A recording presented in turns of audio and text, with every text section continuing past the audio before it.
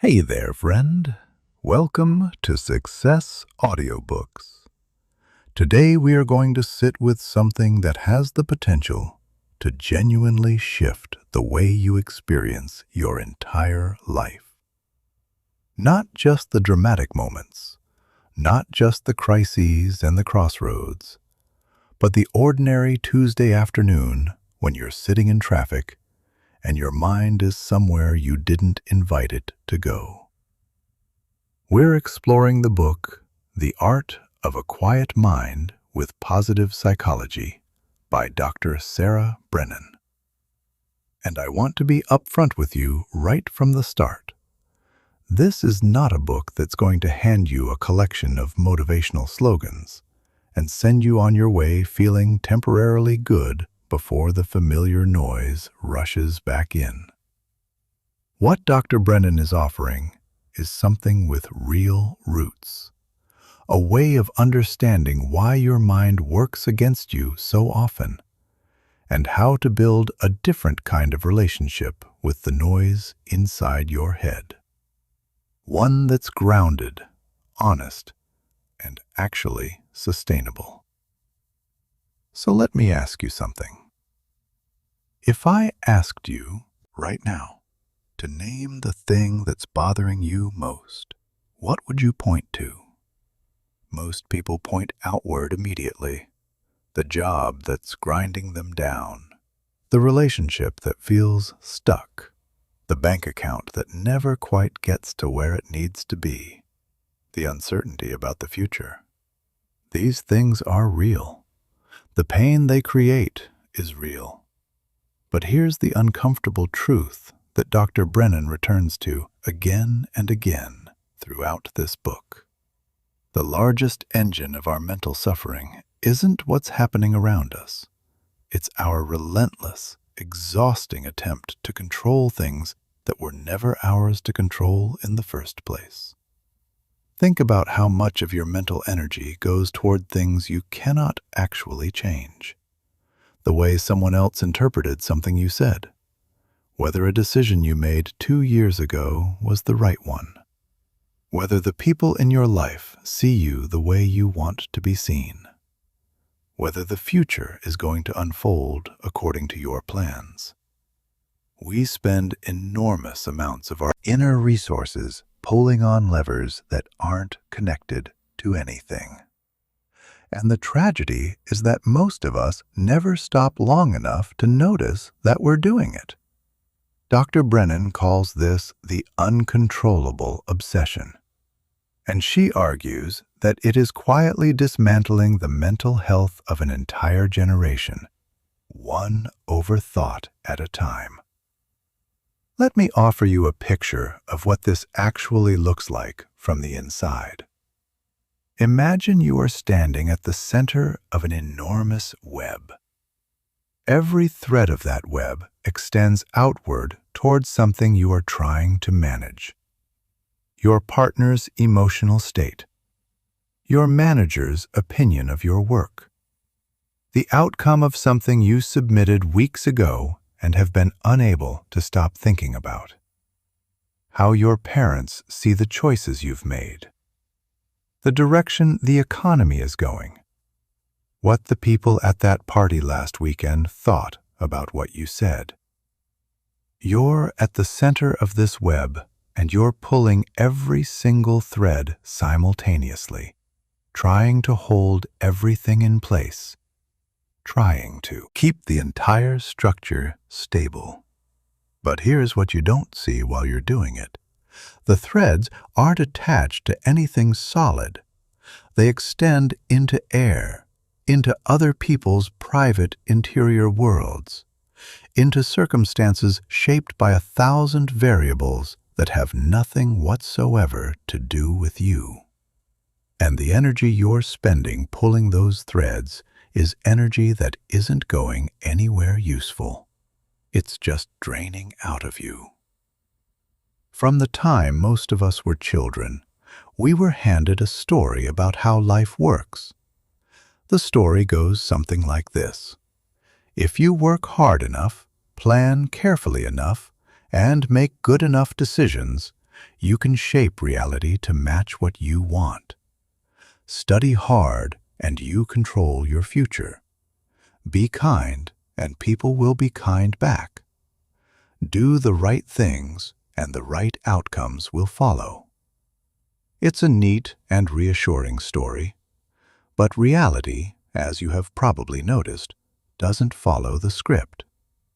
Reality is shaped by an incomprehensibly complex network of factors, most of which have nothing to do with you, and many of which you will never fully understand. Other people are not characters in your story who respond predictably to your inputs. They are entire universes unto themselves, shaped by their histories, their wounds, their fears, and their private interpretations of everything they experience. And yet we take everything personally. Someone doesn't respond to your message promptly, and your mind immediately starts building a case. Have I done something wrong? Do they not value this relationship? Am I being pushed away? Someone offers critical feedback on your work, and instead of filing it as information, you absorb it as evidence of your inadequacy. Someone you love behaves in ways that hurt you, and instead of stepping back and recognizing that their behavior belongs to them and their history, you find yourself turning yourself inside out, trying to become whatever version of yourself might finally make things different. This is the origin point of mental exhaustion. This is the soil that anxiety grows in. And then there's the past. We return to the past the way the tongue returns to a sore tooth. We know there's nothing useful being accomplished by the return. We know, logically, that the past is a closed door. But our minds don't operate according to logic alone. They operate according to something older and more persistent. Your brain will pull up old scenes on a loop that you never consciously scheduled. A conversation from 4 years ago where you said something you wish you hadn't. A relationship that ended in a way that still doesn't quite make sense. A decision you made that took you down a path you're still not sure was right. An opportunity that passed while you were looking in the wrong direction. And your mind doesn't just replay these scenes. It provides commentary. What is wrong with you? You should have seen that coming. You had the chance, and you didn't take it. Dr. Brennan describes this as a form of voluntary suffering. Not because your pain isn't real, but because the revisiting, the replaying, the adding of new commentary to scenes that are already complete, that is something your mind is choosing to do. And if that sounds harsh, stay with me, because here is where it becomes genuinely empowering. If you are choosing it, you can also choose differently. When we try to grip what is beyond our grip, we create an illusion of agency where none exists. There is a particular kind of suffering that comes from believing that if we just worry about something intensely enough, we can somehow prevent it. If we analyze the situation from every available angle, maybe we'll finally understand what went wrong. But worry isn't a form of preparation. Overthinking isn't a form of problem solving. They are mental noise wearing the costume of productivity. They feel like doing something because they consume so much energy. But when you step back and look at what they're actually producing, the answer is almost always more distress and no useful forward motion. So, how do we begin to loosen our grip on what we cannot hold. Dr. Brennan says the entry point is a question. It is simple on its surface, but genuinely profound in practice. In this particular situation, what is actually mine to influence, and what isn't? Most of us can't answer this question cleanly because we've been living for so long inside a story where everything feels like our responsibility. Someone treats us poorly, and we think it's our job to earn better treatment. A relationship ends, and we believe we should have been able to prevent it. A project fails, and we assume we simply didn't do enough. But let's look at this more carefully. Take the experience of being insulted by someone. Their words, their choice to direct cruelty toward you, their internal decision about how to behave in that moment. None of that was yours to control. It happened. It's over. It's already in the past.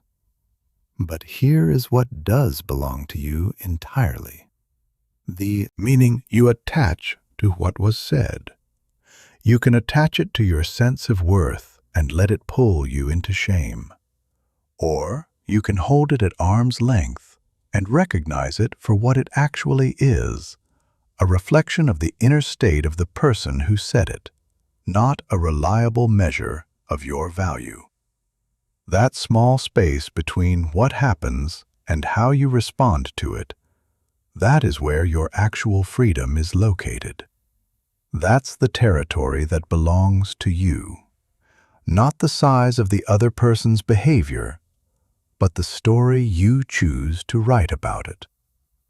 I want to address something directly here because it comes up almost every time this conversation happens. When people hear, "Let go of what you can't control," a lot of them hear something like, "Become passive, stop caring, resign yourself to whatever happens." That's not what letting go means. Letting go is not the behavior of someone who has given up. It's the behavior of someone who has gotten genuinely honest about where their power actually lives. Think about what it actually takes to walk away from a relationship that has been slowly taking pieces of you. Think about the courage required to stop trying to fix someone who hasn't asked to be fixed and may not be ready to change, regardless of how much you sacrifice. Think about what it costs to release a version of the past that you've been dragging with you for years. A version that isn't helping you and that cannot be changed no matter how many times you return to it. These are not the actions of someone who doesn't care. These are the actions of someone who cares enough about their own well-being to make the hard choice. We stay attached to the uncontrollable for reasons that feel entirely justified in the moment. We're afraid of what the emptiness will feel like if we let go. We're afraid of what people will think if they see us stop trying. We're afraid that releasing our grip is the same as admitting we were wrong or that we failed. We cling because clinging feels like doing something, and doing something feels safer than trusting the ground to hold us. But here is the paradox that sits at the heart of everything Dr. Brennan is teaching. The moment you release your grip on the things you cannot actually hold, you discover that your hands are free. Free for the things that are genuinely yours to work with. Your responses, your choices, your direction, your peace. And that is the only form of control that has ever been real or lasting. Let me give you something concrete to hold on to here. Consider a relationship where the other person runs hot and cold. Some days they're fully present and everything feels right. Other days they're distant without explanation, and you find yourself in that familiar, agonized loop of trying to figure out what changed and what you might have done to cause it. You try everything available to you. You communicate more openly. You give them space when they seem to need it. You show up with more patience, more warmth, more willingness to adjust. But the pattern doesn't change because the pattern doesn't belong to you. It belongs to them and to whatever is happening inside them that they haven't resolved yet. Now, there is one thing in this situation that is genuinely within your power. Whether you continue to accept this as your normal. And when you recognize that, the whole frame shifts. You aren't abandoning the person you care about. You are refusing to abandon yourself. Dr. Brennan is direct about this. You can love someone fully and still recognize that you cannot heal them. Change is work that happens from the inside, and no degree of external love, however sincere and however generously offered, can do someone else's interior work for them. When you finally absorb this, the exhausting project of trying to manage another person's growth through the force of your own effort quietly ends. And what you get back is yourself. Now let's spend some time with another place where we throw enormous energy at the uncontrollable. Other people's opinions. What will they think? How will they see this? What will they say if I make this choice? These questions run so much of our behavior that most of us have stopped noticing how much territory they occupy. We make decisions based not on what we genuinely want or what aligns with who we're trying to become, but on what we calculate will produce the least criticism and the most approval. We edit ourselves. We dim the parts of ourselves that feel most exposed. We make ourselves smaller in rooms where we're afraid of being seen too clearly. All in service of managing a response that we will never actually be able to fully manage. Because here is the plain truth about other people's opinions. They will have them, regardless of what you do.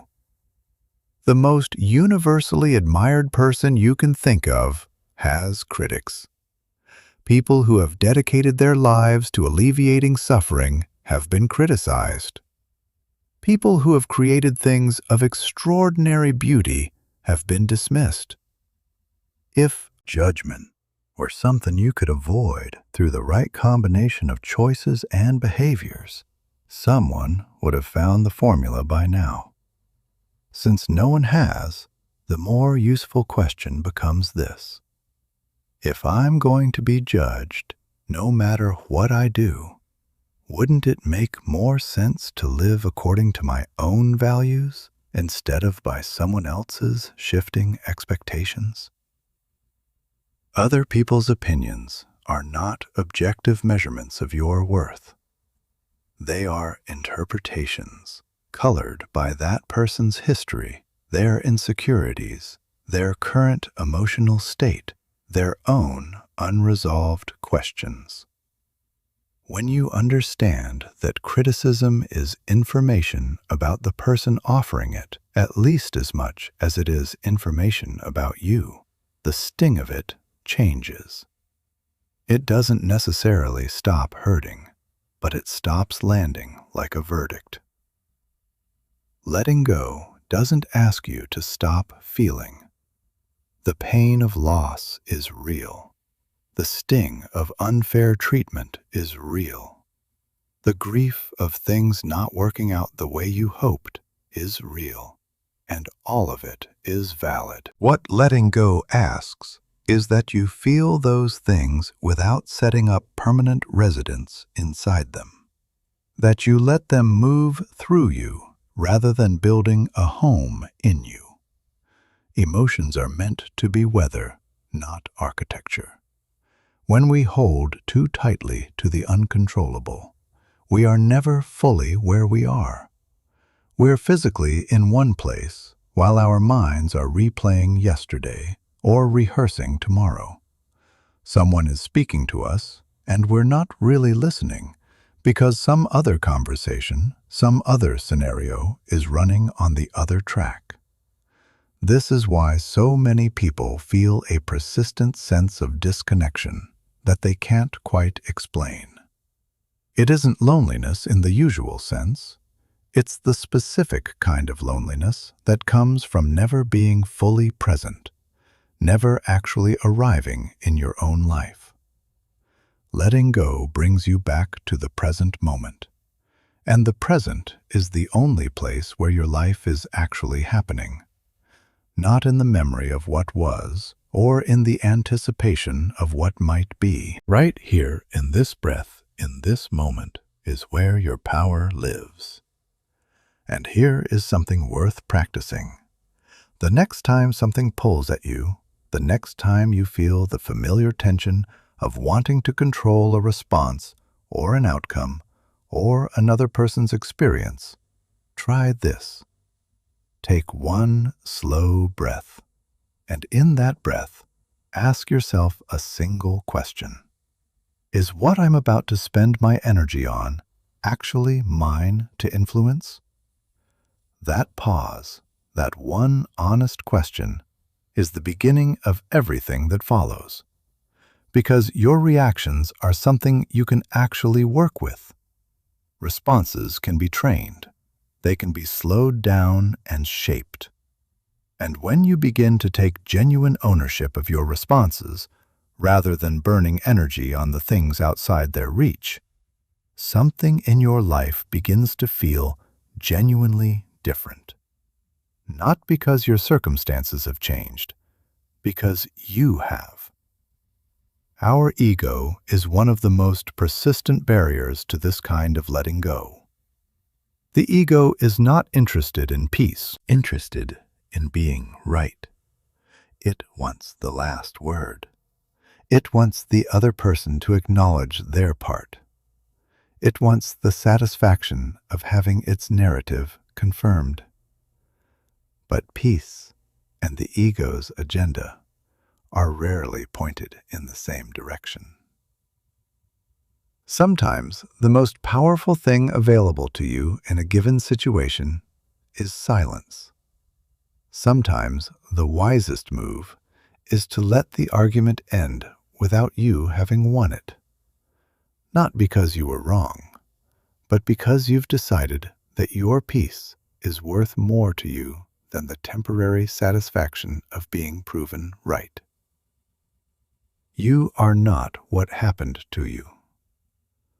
This is one of the most important sentences in Dr. Brennan's book, and I want to stay with it for a moment. We tie our identities to our past experiences so tightly that the two become almost indistinguishable in our minds. What happened to you is real.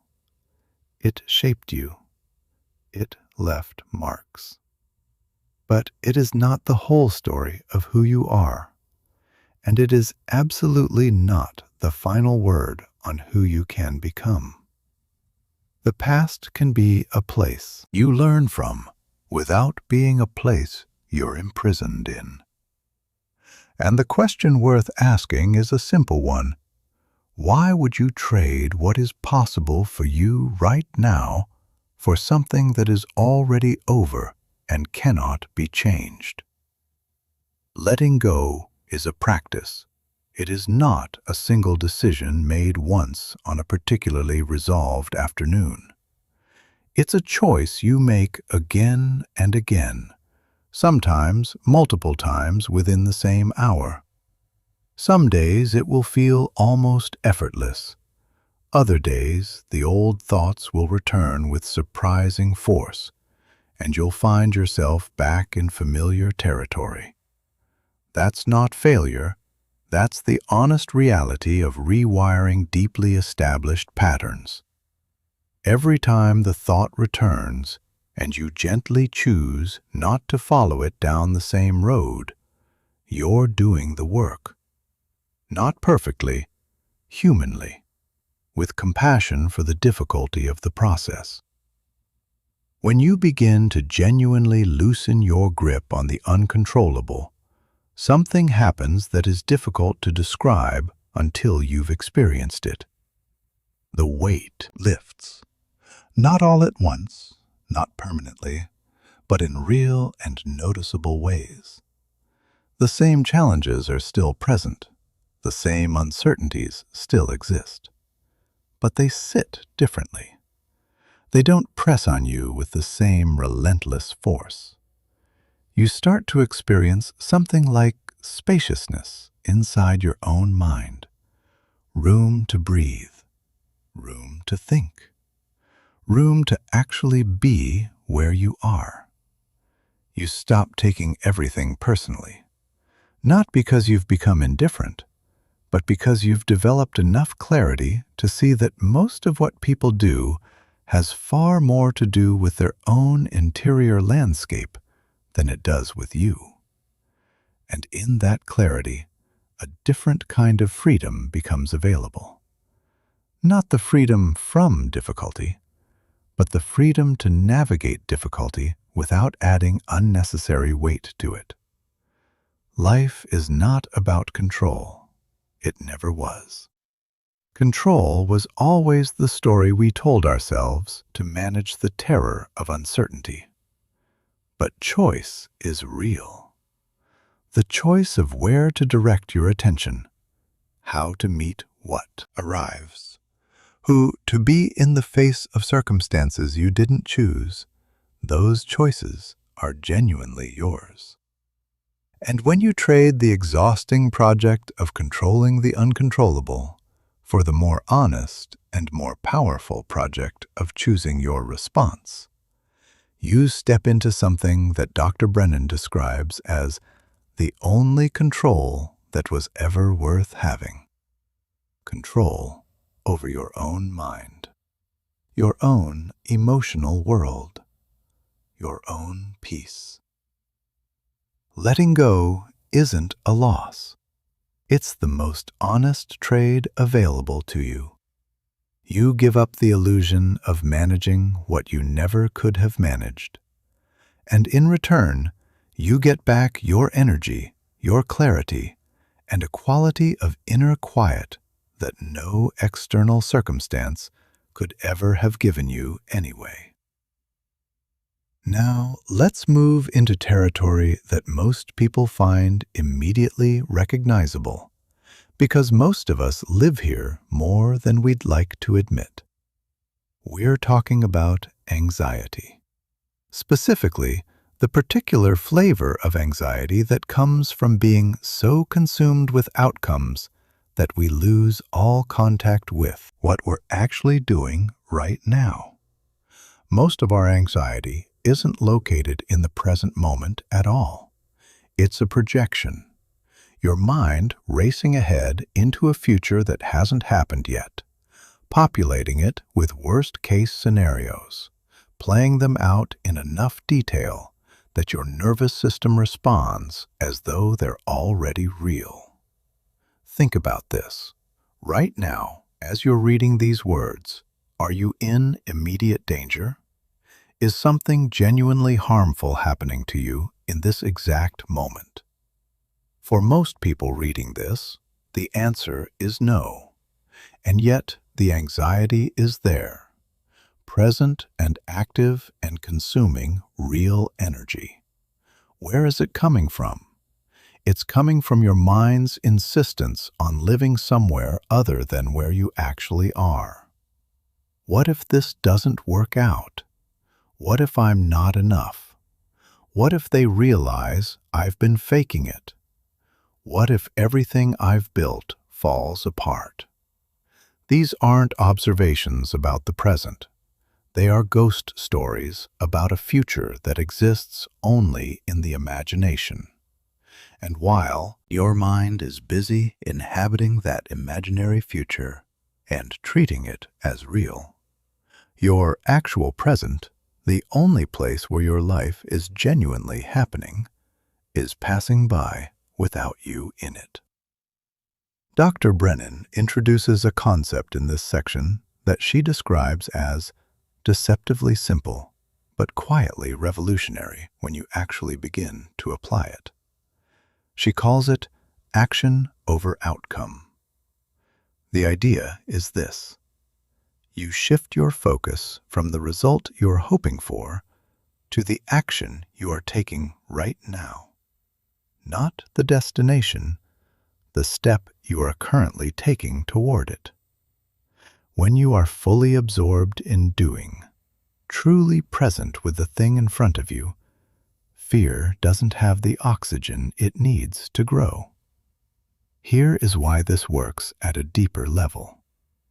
We have been raised inside a culture that is fundamentally and relentlessly outcome obsessed.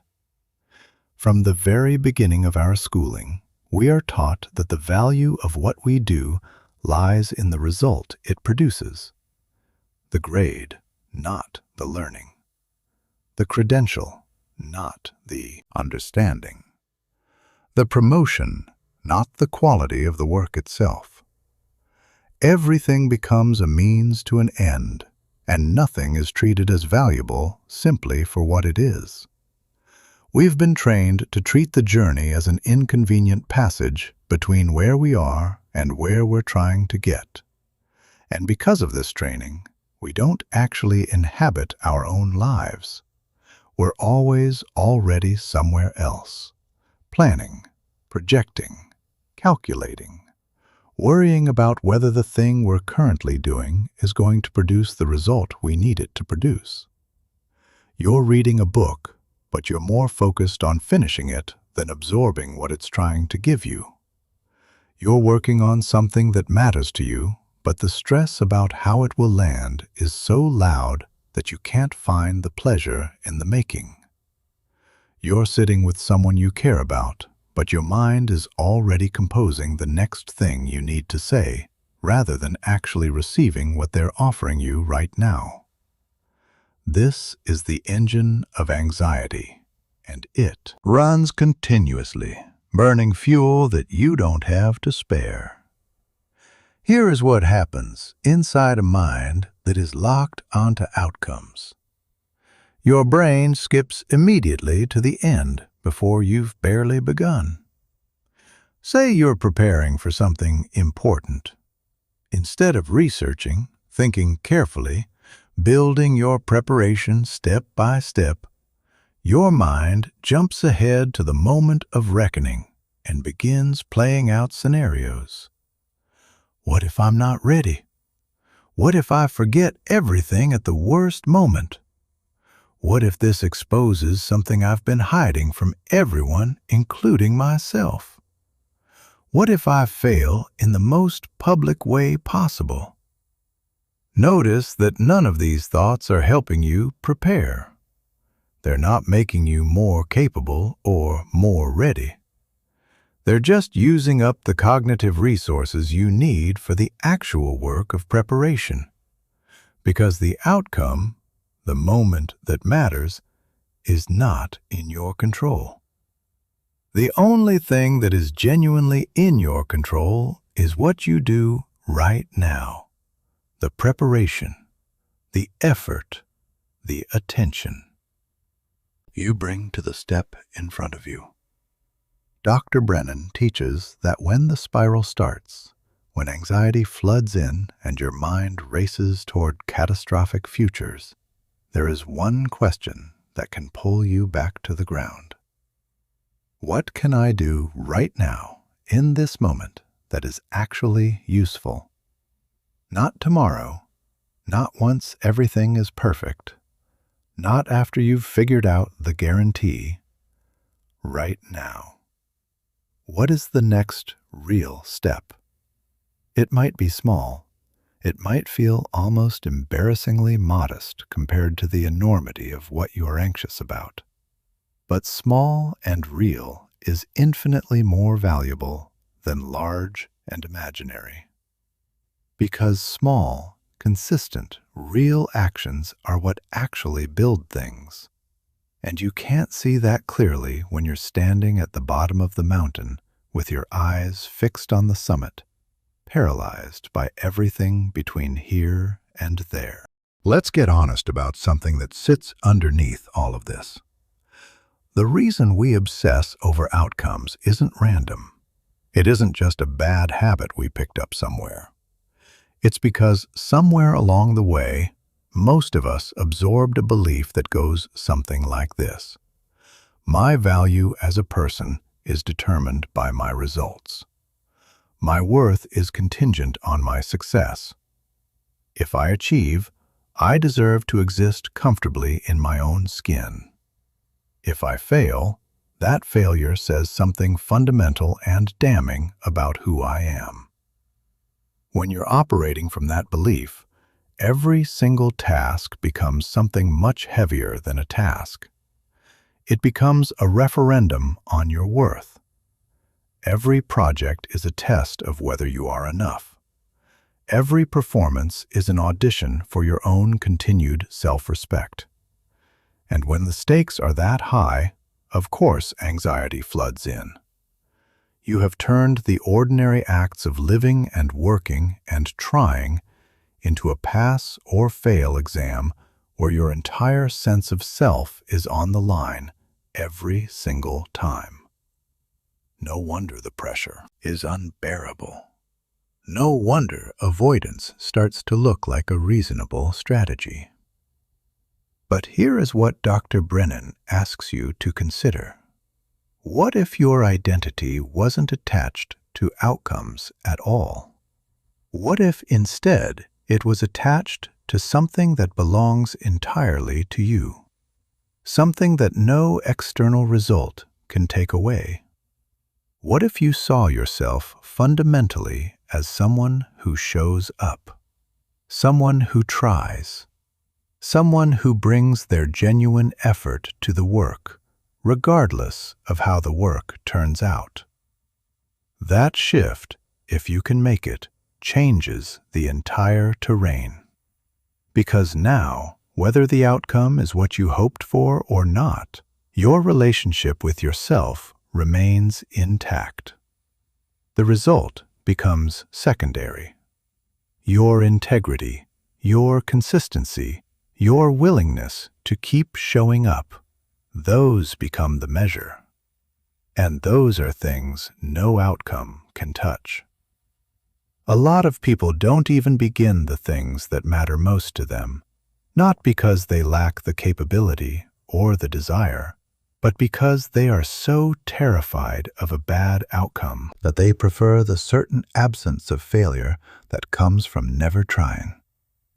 They protect themselves from the pain of falling short by making sure they never get close enough to the edge to fall.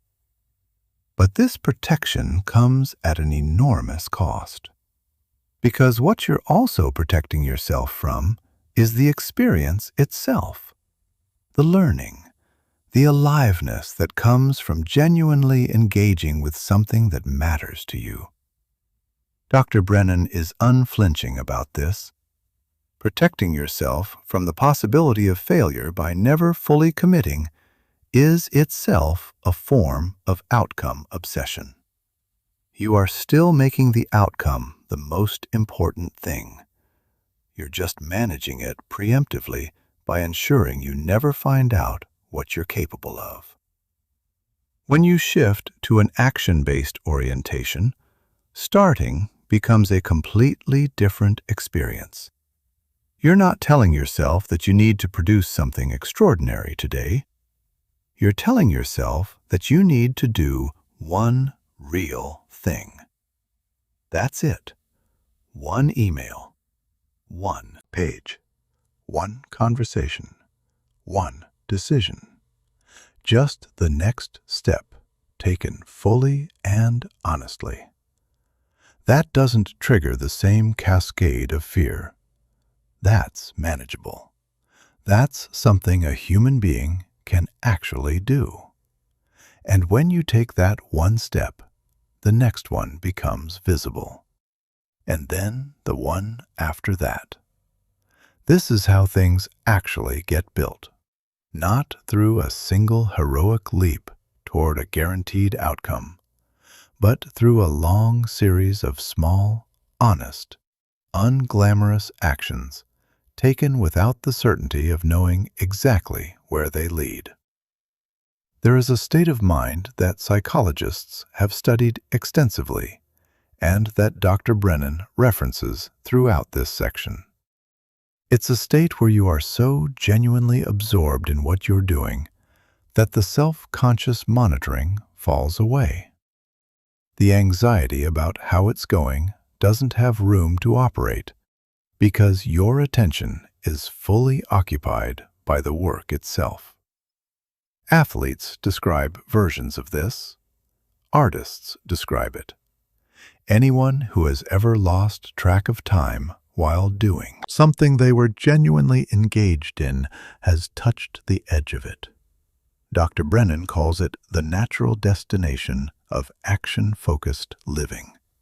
And she's right that it can't coexist with outcome obsession, because outcome obsession requires you to keep pulling your attention away from what you're doing and checking how it compares to what you wanted. Every time you peek at the scoreboard, you fracture the attention that the work needs. You pull yourself out of the present, and anxiety moves in to fill the space you left behind. Now, let me be precise about something, because this is often misunderstood. Action over outcome doesn't mean results don't matter. Of course results matter. Of course you care how things turn out. The point isn't to become indifferent to outcomes. The point is to recognize that outcomes are not fully yours to control.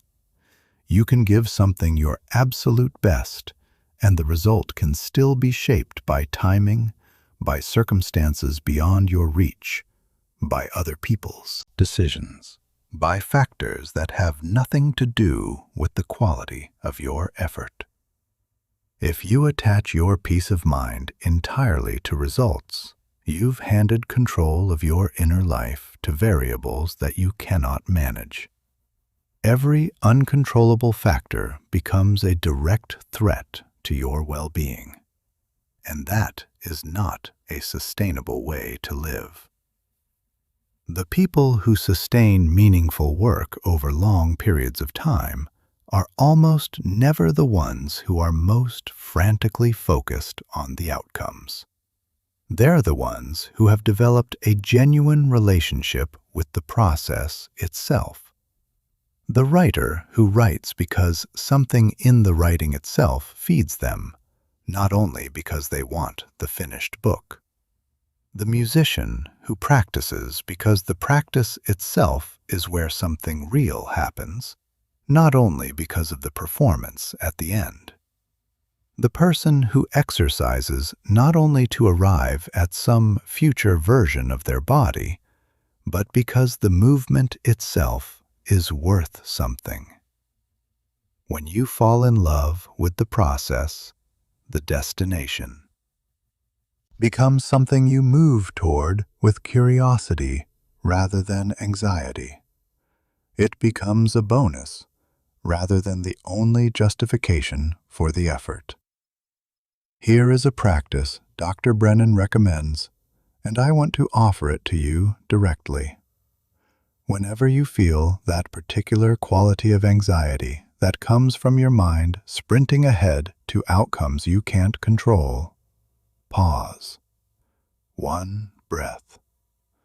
Then ask yourself one question.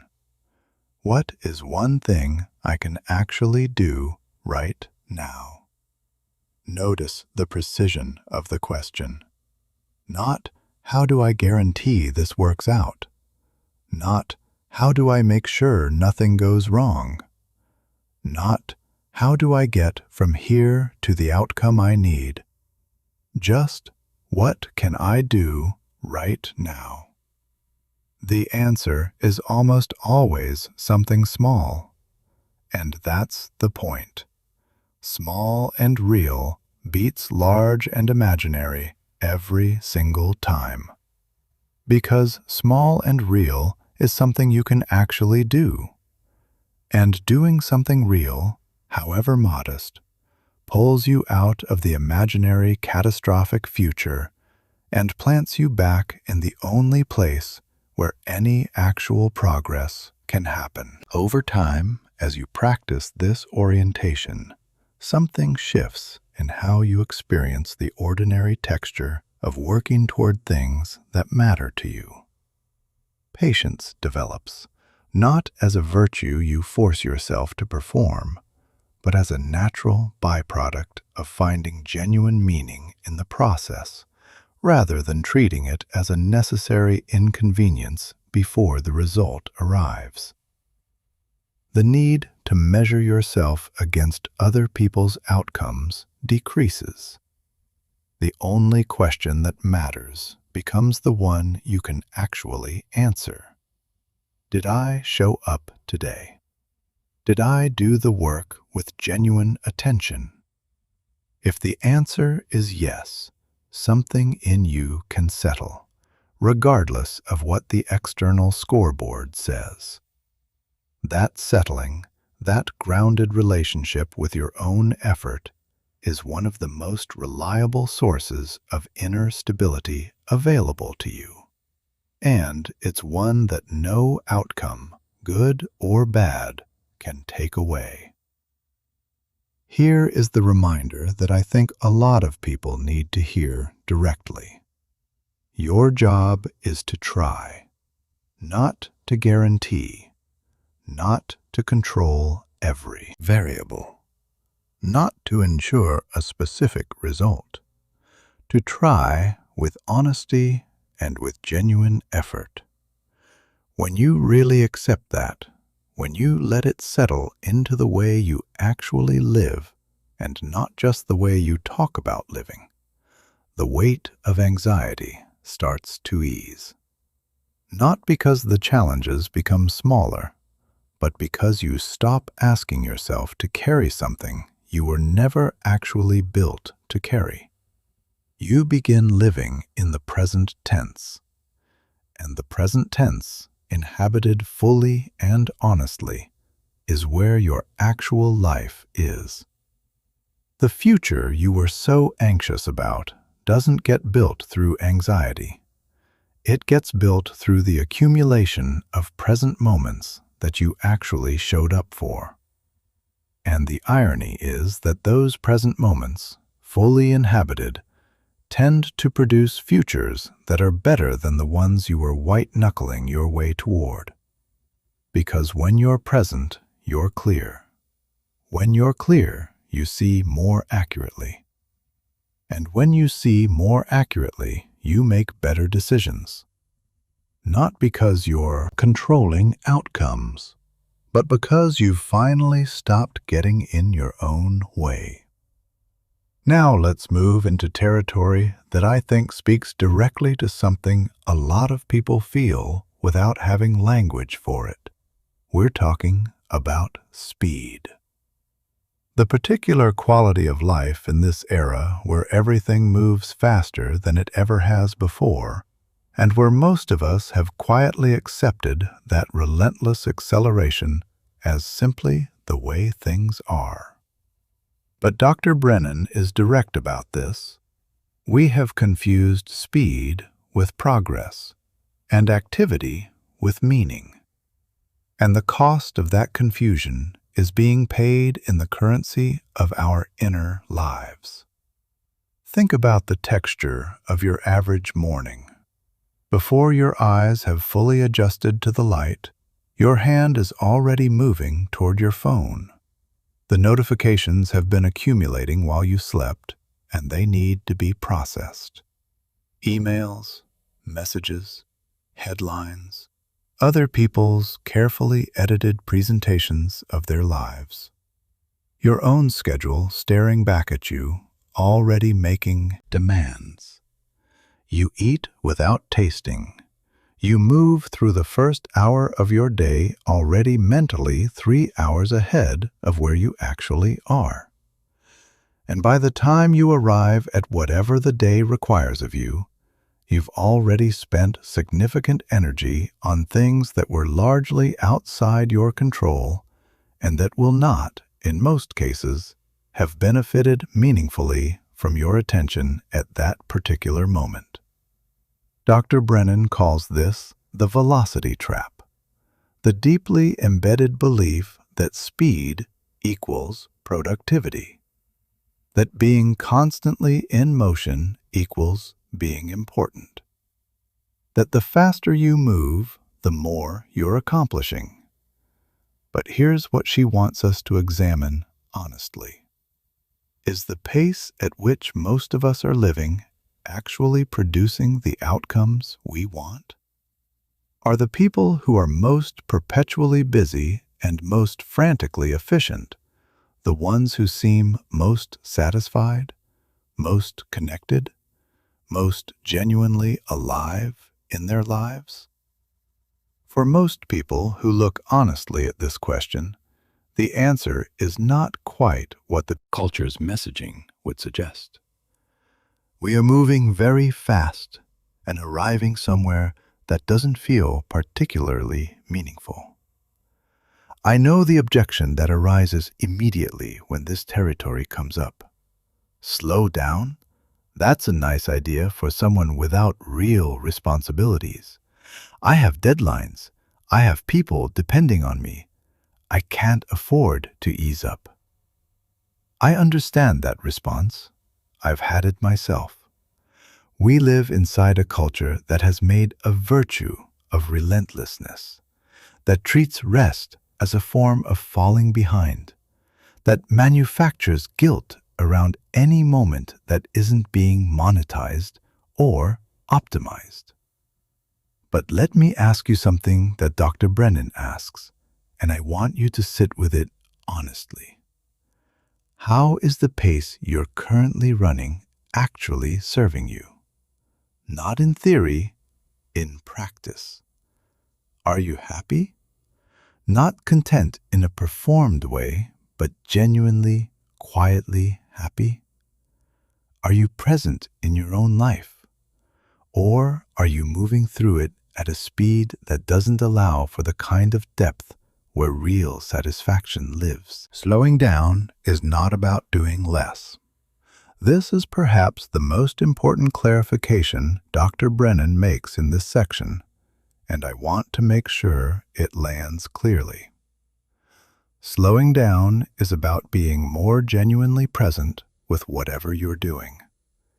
It's about quality over volume, depth over coverage. It's about reclaiming your attention from the 1,000 simultaneous claims that modern life makes on it, and choosing, deliberately and consistently, to give more of yourself to less, rather than less of yourself to more. Let me give you a simple image of what this actually means in practice. Imagine you're having a meal, not scrolling through your phone while you eat, not reviewing your schedule in your head, not half watching something in the background, just eating. Actually tasting what's in front of you, noticing the texture and the warmth and the particular quality of being nourished. When did you last do that? When did you last do anything with your complete and undivided attention?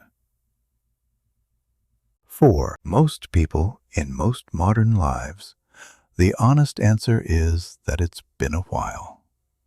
Because we've trained ourselves so thoroughly in the art of simultaneous partial attention, that the experience of being fully present somewhere has become almost foreign.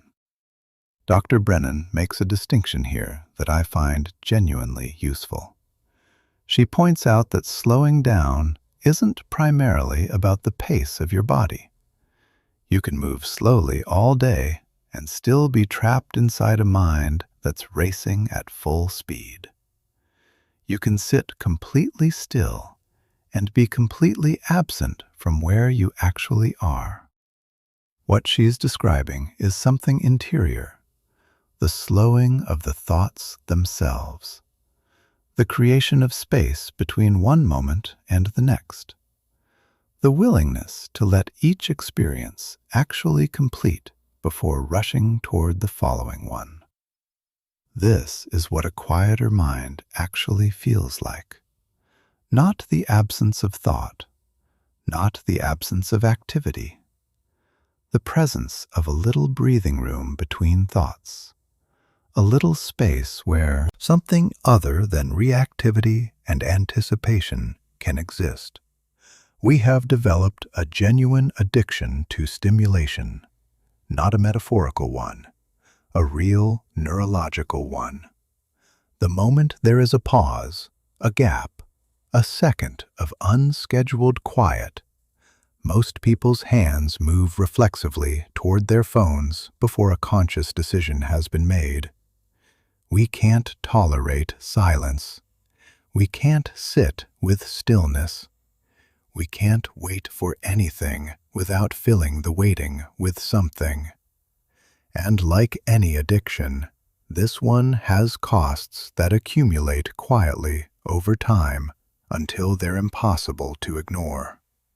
It creates a baseline of low-grade anxiety that runs continuously beneath everything we do.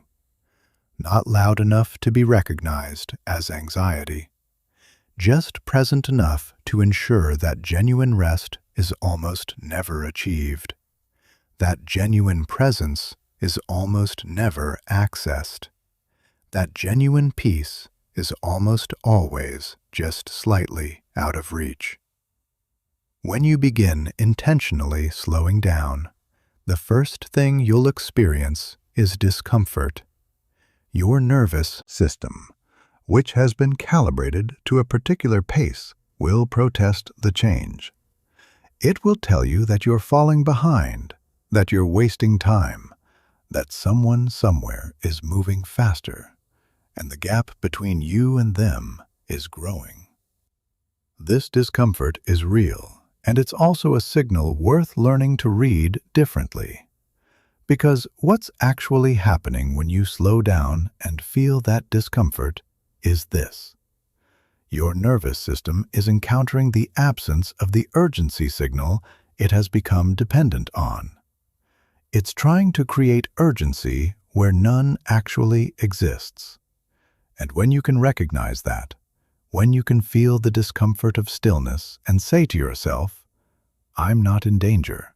There is no emergency," something is available to be released that most people never get to release. Because most people respond to the discomfort of slowing down by immediately speeding back up. They never stay with the quiet long enough to discover what's on the other side of it. One of the most valuable things that becomes accessible when you slow down is clarity. When your pace is frantic, your thinking skims. You process things at the surface level and move on. You react instead of responding. You make decisions based on the first interpretation that presents itself, rather than taking the time to look for a more accurate one.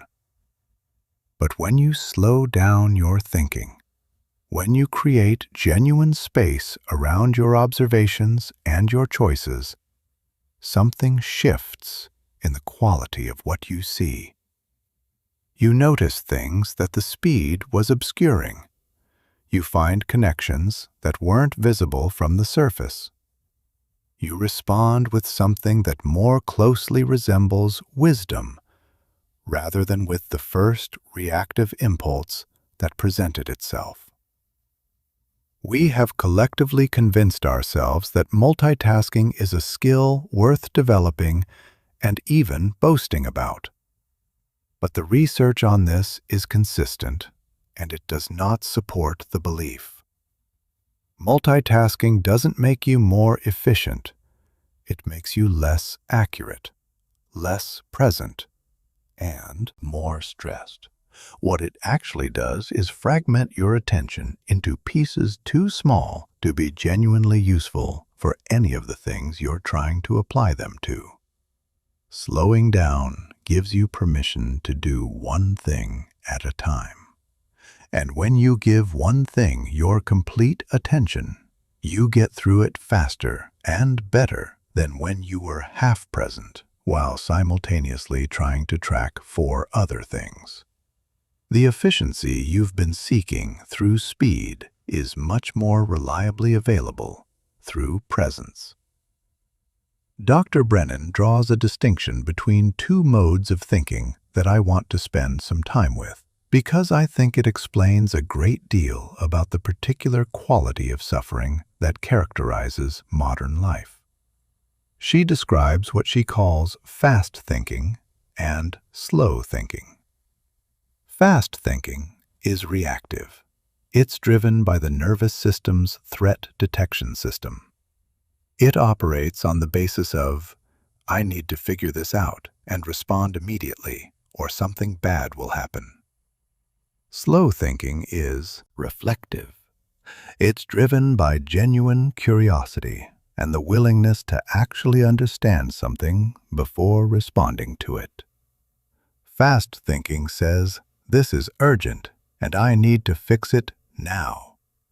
Slow thinking says, let me understand what's actually happening here before I decide what to do about it. Both modes have their place. There are genuine emergencies that require fast thinking, but most of us are applying fast thinking to situations that would benefit enormously from slow thinking. We're treating the ordinary challenges of daily life as though they are emergencies requiring immediate response. And that chronic application of emergency thinking to non-emergency situations is one of the primary drivers of the kind of exhaustion that rest doesn't seem to fix. We're not physically tired as much as we are neurologically depleted from the relentless application of high-alert processing to situations that don't actually require it. When you slow down, you create what Dr. Brennan calls a gap. Pause. A moment of space between what happens and how you respond. And it is in that gap, that small but genuinely significant space, that wisdom becomes available. You stop being governed by your reflexes. You stop allowing other people's emotional states and behaviors to automatically determine your own. You become something more intentional, something more free. You become, in the truest sense, the author of your own responses, rather than a character who simply reacts to whatever the plot throws at them. Here is something that I think is both beautiful and practical about what Dr. Brennan is describing. When you slow down, you start noticing things that the speed was making invisible. The particular quality of morning light through a window you've walked past 1,000 times. The sound of something you love in the voice of someone you love. The specific feeling of doing work that uses something real in you. These details have always been present. They were there at full speed too, but you were moving too fast to register them. And here is what matters about that. These small, ordinary, easily missed details are where a great deal of actual peace lives. Not in the achievements, not in the milestones, not in the arrival at the various destinations you've been racing toward. In the texture of the ordinary day, noticed and inhabited rather than merely rushed through. Anxiety lives in the projected future. Slowing down brings you back to the present, and the present, inhabited with something approaching genuine attention, doesn't leave much room for the kind of anxiety that's generated by imaginary future catastrophes. Not because the challenges aren't real, but because the present moment, when you're actually in it, almost always turns out to be more manageable than the imaginary versions of it that your fast thinking was generating. Slowing down also changes what happens between people.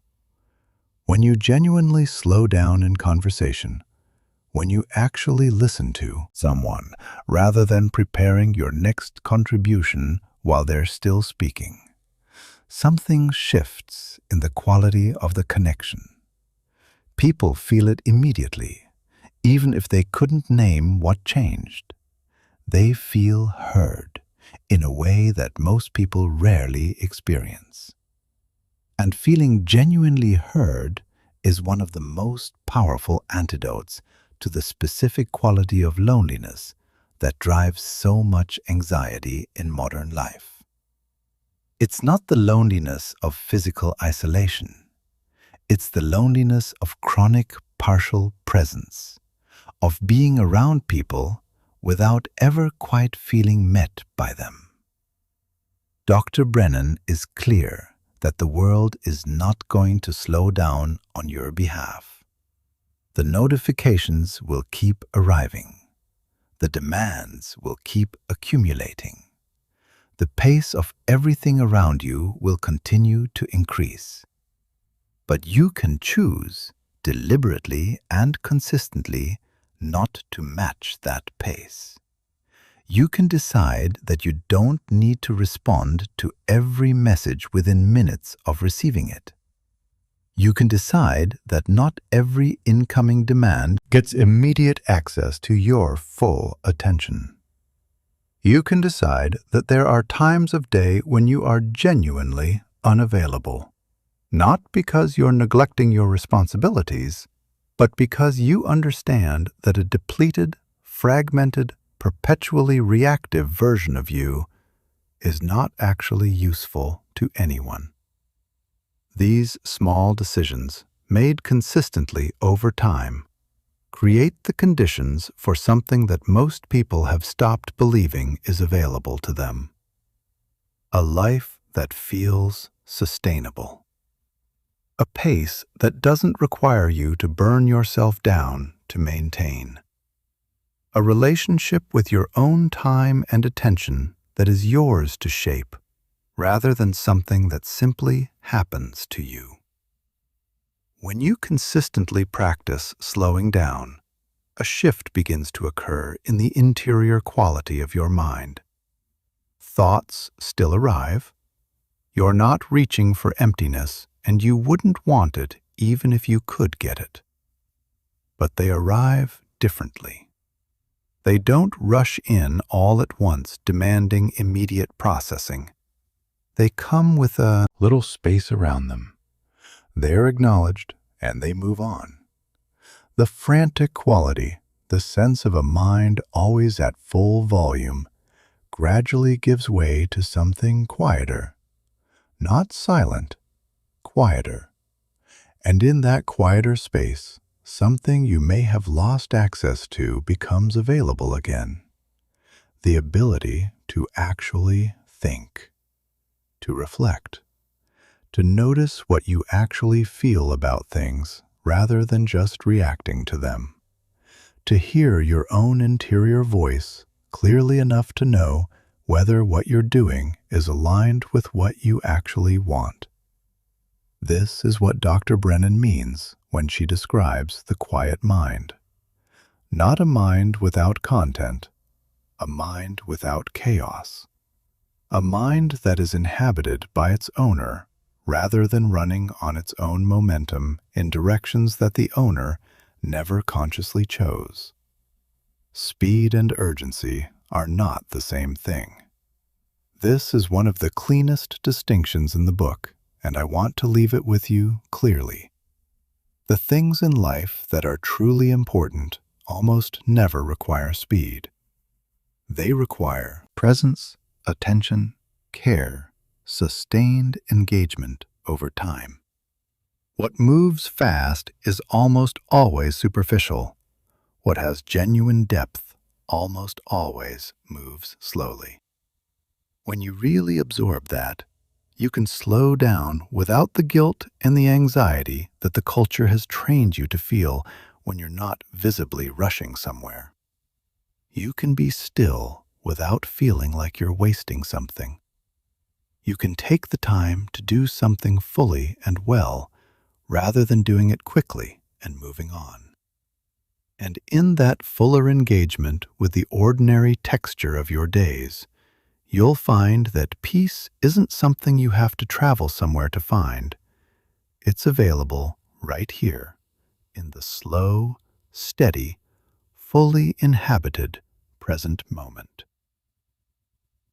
Now, let's move into something that Dr. Brennan presents as both a practical tool and a genuinely liberating shift in perspective. We're talking about cognitive behavioral therapy, or CBT, and specifically about the way she applies it not as a clinical corrective for broken thinking, but as a tool for developing curiosity about your own mind. This framing matters because most people who have heard of CBT have heard it described in terms of fixing faulty thoughts, identifying errors in your mental processing, and correcting them, like you're a piece of software with bugs that need to be debugged. Dr. Brennan's approach is fundamentally different in spirit. She isn't interested in fixing you. She's interested in helping you become genuinely curious about the thoughts that are running your experience. And that curiosity, she argues, is one of the most powerful things you can cultivate. Here is the reality that most of us never stop to examine. Every single day, hundreds of thoughts move through your mind, and we believe almost all of them. Without scrutiny, without examination, without pausing to ask whether what the thought is claiming is actually accurate. Your mind says you're not capable of handling this, and you feel the weight of inadequacy settle over you. Your mind says something terrible is about to happen, and you feel the physical symptoms of fear arrive as though the terrible thing is already real. Your mind says everyone in that room was judging you, and you shrink as though the judgment has already been rendered and confirmed.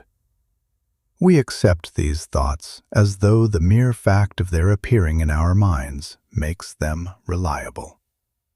But here is what Dr. Brennan wants you to really hold on to. Thoughts are not facts. They are interpretations. They are stories that your mind constructs based on your history, your fears, the patterns you've developed over a lifetime of experience, and sometimes just the random noise of a tired or anxious nervous system. The question that opens everything else is this: where did this thought actually come from? What's the evidence for what it's claiming? Is this a reflection of reality? Or is this my imagination running ahead in a direction that fear has suggested? Let me give you an example that will feel familiar. You have something important coming up: a performance, a presentation, a conversation, something where the stakes feel real, and a thought appears. I'm going to get this completely wrong. I always get things completely wrong in moments like this. The immediate effect of that thought, if you simply accept it as true, is that your confidence erodes. Your heart rate climbs. Your mind begins generating supporting evidence for the claim. And because your mind is very good at finding what it's looking for, it starts pulling up every memory of a time when something didn't go perfectly. Before you've even begun, you've already convinced yourself you've failed. And you've done it using nothing but a story your mind invented and you chose to believe without examining. CBT offers a different path. Instead of accepting the thought and suffering its consequences, you pause and you ask it to prove itself. Is it true that I always get things wrong in moments like this? Is that actually true? What's the evidence? And what's the evidence against it? Have there been times when I showed up well for something that mattered? What makes this time categorically different from those times? When you actually investigate the thought, it almost always falls apart. Not because you're being dishonest or forcing optimism, but because the thought itself was never based on an honest assessment of evidence. It was based on fear. And fear is a very unreliable narrator. Dr. Brennan calls this process putting your thoughts on trial. Your mind makes a claim, and rather than immediately accepting the verdict, you act as the examiner. You ask for evidence. You look for holes in the argument. You consider alternative explanations. And if the thought can't substantiate what it's claiming, you recognize it for what it is, a mental event generated by anxiety, not a reliable report on reality. This process is genuinely liberating once you begin to practice it, because you realize that the vast majority of the thoughts that have been causing you suffering are not based on accurate readings of what's actually true. They're based on the particular lens that fear and past experience have put over your vision. And a lens can be examined and replaced. What makes CBT so valuable as a tool for inquiry, as Dr. Brennan frames it, is the quality of attention it brings to the thinking process. It doesn't judge you for having difficult thoughts. It doesn't tell you that something is wrong with you for generating anxiety or catastrophic predictions or self-critical narratives. It simply says, let's look at this together. Let's see what's actually here. And that shift from judgment to curiosity is one of the most significant shifts available to a human mind. Because curiosity is neurologically incompatible with the kind of closed, contracted, defensive state that anxiety produces. When you're anxious, you're braced. When you're curious, you're open. And from an open position, things look different. Options become visible that were invisible from inside the contracted state. Dr. Brennan describes our minds as extraordinarily gifted storytellers. They take fragments of information, often incomplete, often ambiguous, and weave them into coherent narratives with remarkable speed. Someone doesn't respond to your message, and before you've consciously decided to engage with the situation, your mind has already drafted a story. They're pulling away. Something is wrong. This means something about you and your place in their life. You make a single error in a piece of work you care about, and your mind immediately constructs a narrative arc. This is part of a pattern. This reveals something about your fundamental capability. This is going to cost you something important. These stories feel real. They generate real emotions. They produce real physical responses in your body. But they are interpretations, not observations. They are one possible reading of incomplete information, not the definitive report on what's actually happening. CBT helps you slow down the storytelling long enough to ask, is this the only possible explanation for what I'm observing? could there be other reasons? Am I skipping over middle possibilities and going straight to the worst available reading? For the unreturned message, maybe they're buried in something demanding. Maybe they saw it and meant to respond and forgot. Maybe something came up in their life that has nothing to do with you. The anxious mind skips all of these and goes straight to the reading that confirms its fear. That's not insight. That's a bias in action. And recognizing it as a bias, rather than as truth, is the beginning of being free from it. I want to be precise about something here, because this is where people sometimes misunderstand what CBT is asking of them. It is not asking you to trade catastrophic thinking for blindly optimistic thinking. It's not asking you to replace "I'm going to fail" completely with "everything is definitely going to be wonderful." That kind of forced positivity isn't honest, and your mind knows it isn't honest, which is why it doesn't work for very long.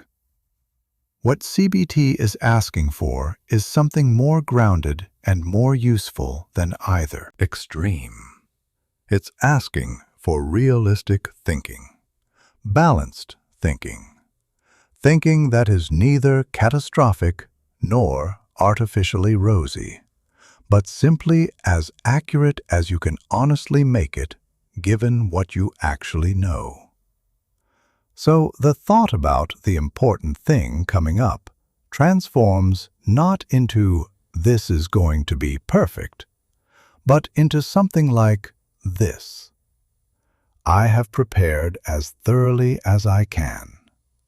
I will almost certainly make some mistakes, as I do in most situations, and that's a normal part of being human. Most of the things I've approached with genuine effort have gone reasonably well. Even if this doesn't go exactly as I hope, it will not be the end of anything important.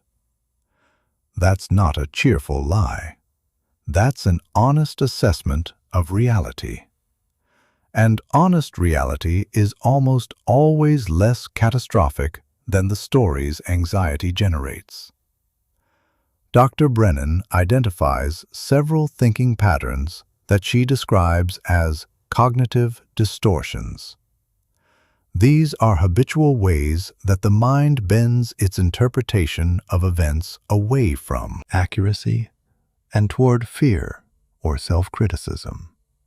Understanding them is useful not as a way of judging yourself for having them, because virtually everyone does, but as a way of recognizing them when they're active, so that you can choose not to automatically follow where they're pointing. The first pattern is overgeneralization. This is when the mind takes a single negative experience and expands it into a universal rule. You fall short of something once, and your mind generates the conclusion that you always fall short of things, that this is simply what you do. One person disappoints you, and your mind concludes that people in general are not trustworthy. One plan fails, and the narrative becomes that your plans always fail. Notice how extreme these generalizations are. Notice how much evidence would have to be ignored for them to hold up. But the mind in an anxious state isn't looking for accuracy. It's looking for patterns that confirm its fears, and it's very good at finding them. The second pattern is mind reading. This is when you decide with apparent certainty what someone else is thinking or feeling based on essentially no real evidence. Someone looks in your direction with an expression you can't quite read, and you're convinced they're judging you negatively. A friend seems slightly less engaged than usual in a conversation, and you're certain you've done something to damage the relationship. But you don't actually have access to the interior experience of other people.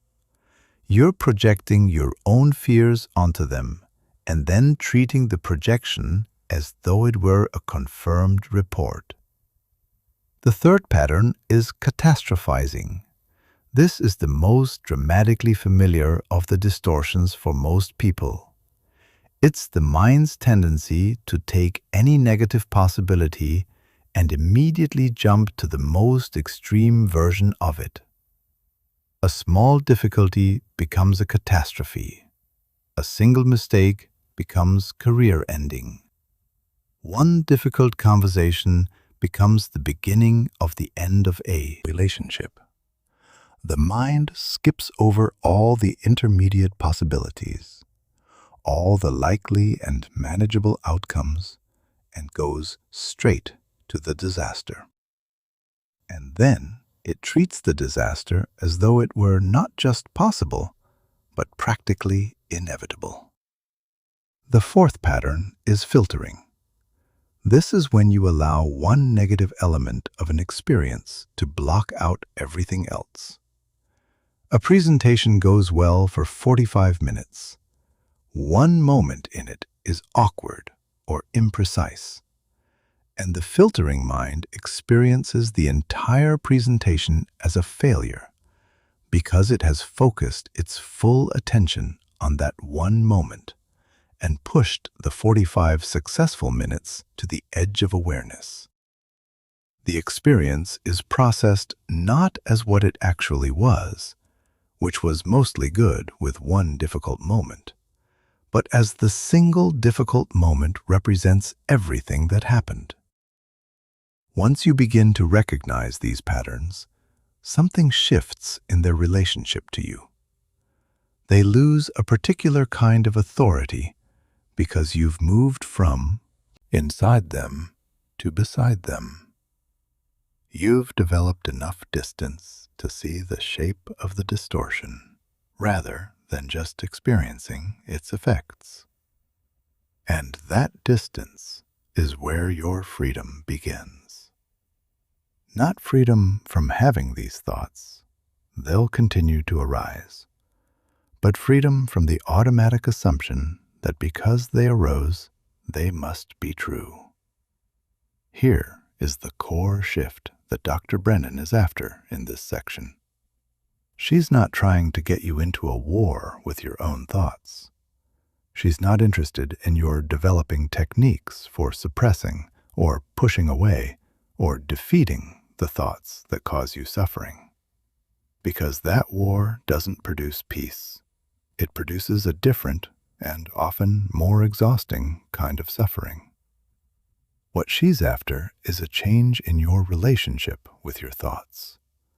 A shift from being someone who is controlled by their thoughts to being someone who observes their thoughts with enough distance to choose how to engage with them. Imagine you're standing on the bank of a river. The river is moving continuously. Different things float past. Some of them are interesting. Some of them are disturbing.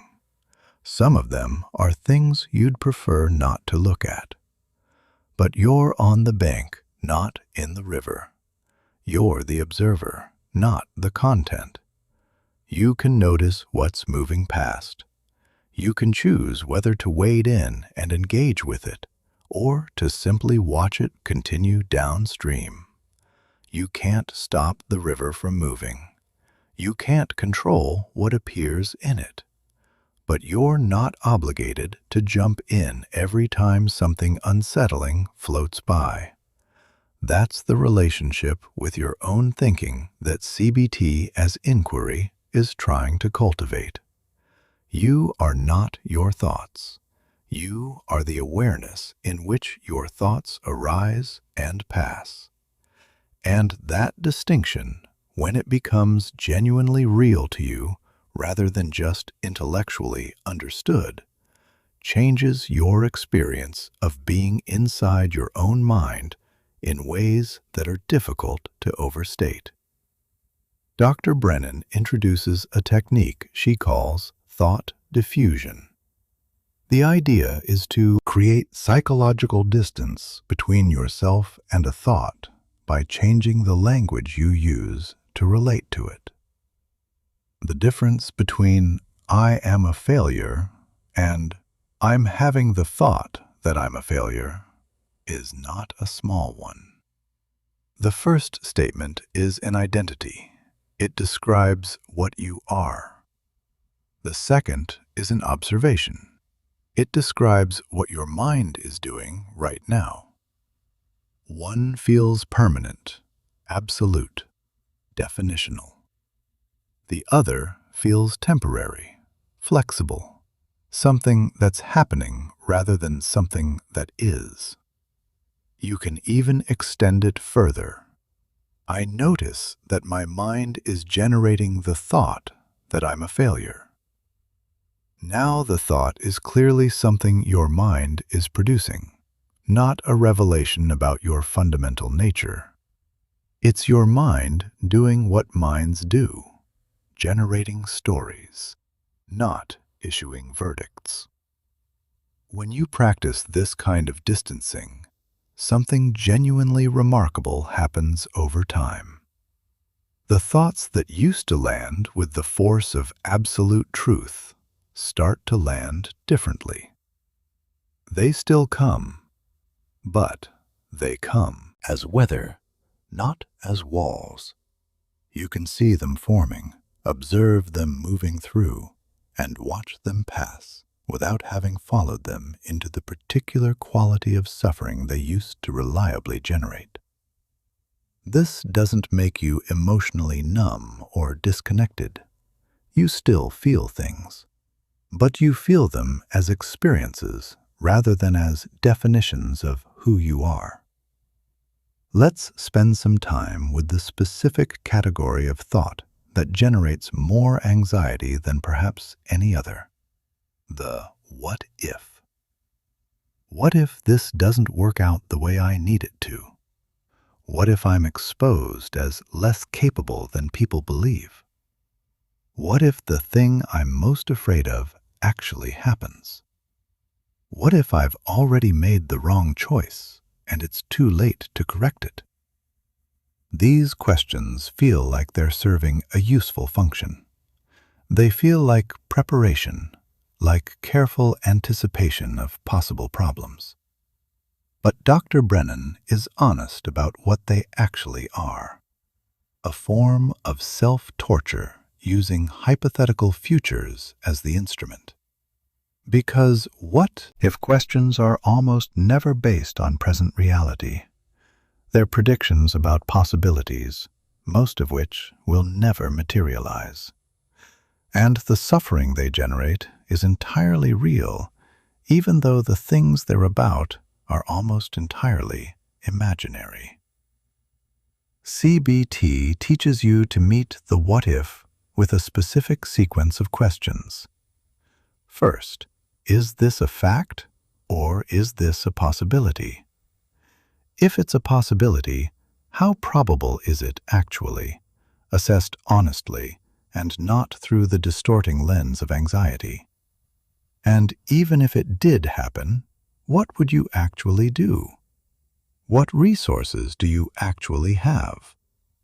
What has helped you navigate difficult things before?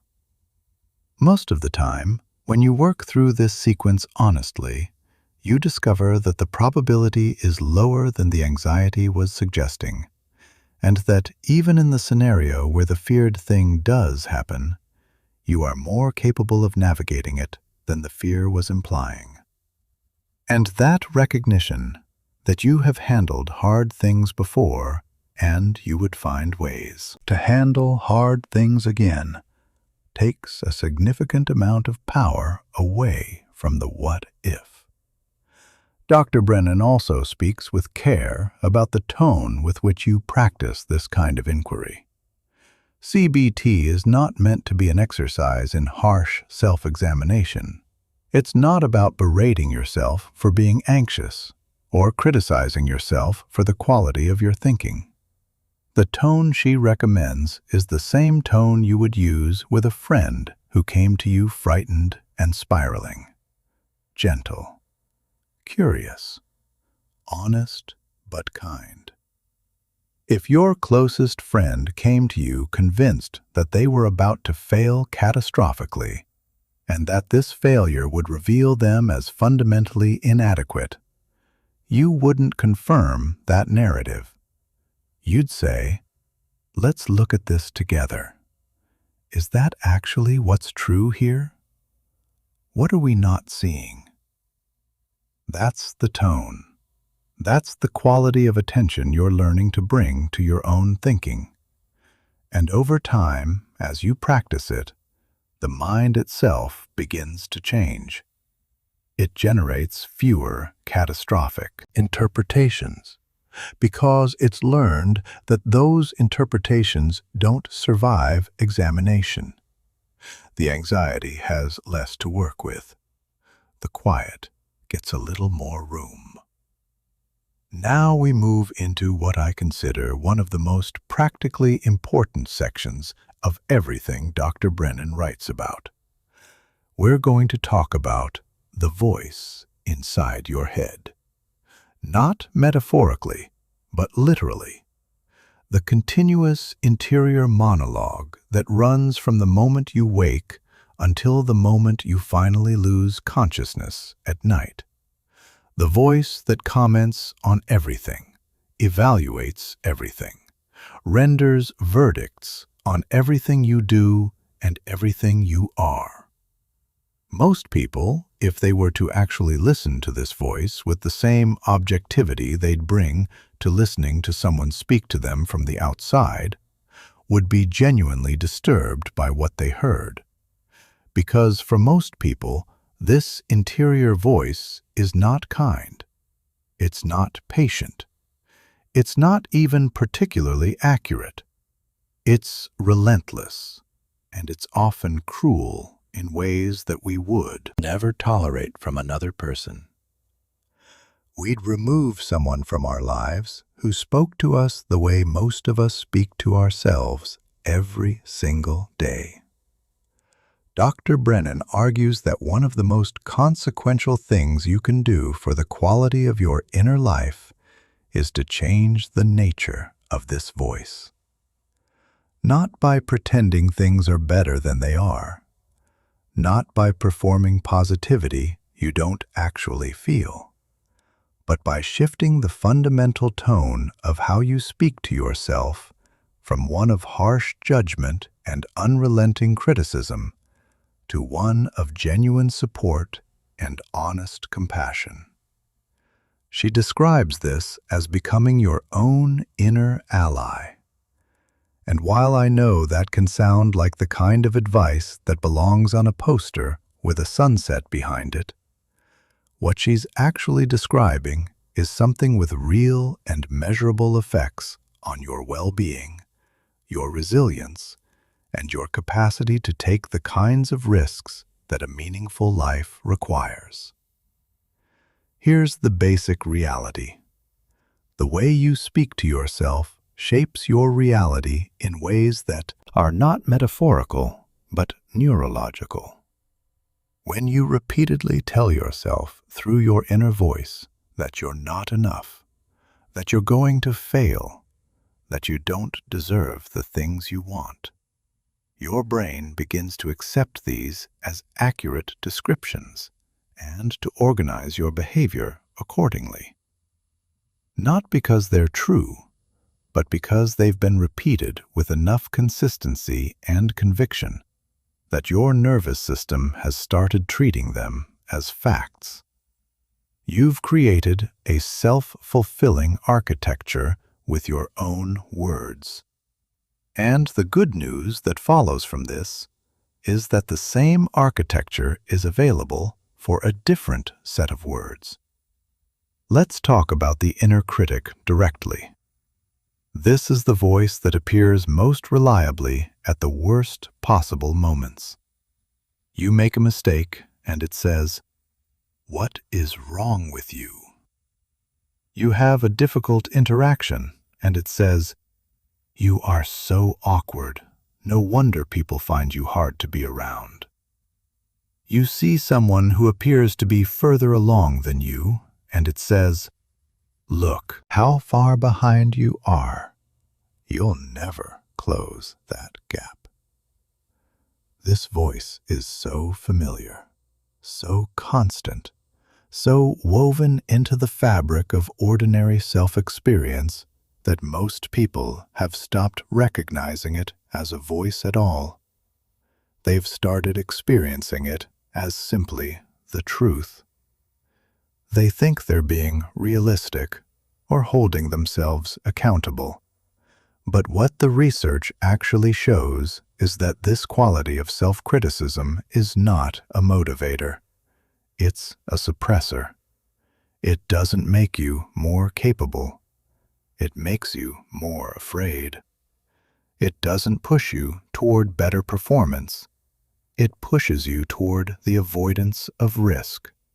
Because if you don't try, you can't confirm what the inner critic has been telling you about your limitations. Avoidance is the logical endpoint of relentless self-criticism, not growth. Dr. Brennan uses a frame that I find genuinely useful here. She asks you to consider yourself as the person responsible for managing your own most important brand, which is you. A skilled brand manager doesn't stand in the street telling everyone that their product is inadequate. They don't run campaigns designed to highlight every flaw and weakness. They work to understand both the genuine strengths and the genuine areas for development, and they communicate in a way that builds rather than undermines. Most of us are running something closer to an active demolition campaign inside our own heads. And then we wonder why the foundation feels unstable. Here is a question that Dr. Brennan asks that has a way of landing very directly. Think of the person you care about most, the one whose well-being you feel most deeply invested in. Now imagine that person comes to you after a painful failure. They're already hurting. They're already questioning themselves. What would you say to them? Would you confirm their worst fears about themselves? Would you catalog all the ways they should have done better? Of course not. You would say something true and something kind. Something that acknowledged the reality of the difficulty, without using the difficulty as evidence of their fundamental inadequacy. Something that held open the possibility of learning and continuing. Why, Dr. Brennan asks, do you not speak to yourself that way? Why is the person you are most consistently harsh with the one who lives inside your own skin? What was the reasoning behind that arrangement? Most people have no answer to this. They've simply never examined the arrangement. They've accepted the cruelty of their inner voice as normal because it's been there for so long. The practice of changing this begins with awareness. You cannot change something you're not noticing. So the first step is simply to start listening.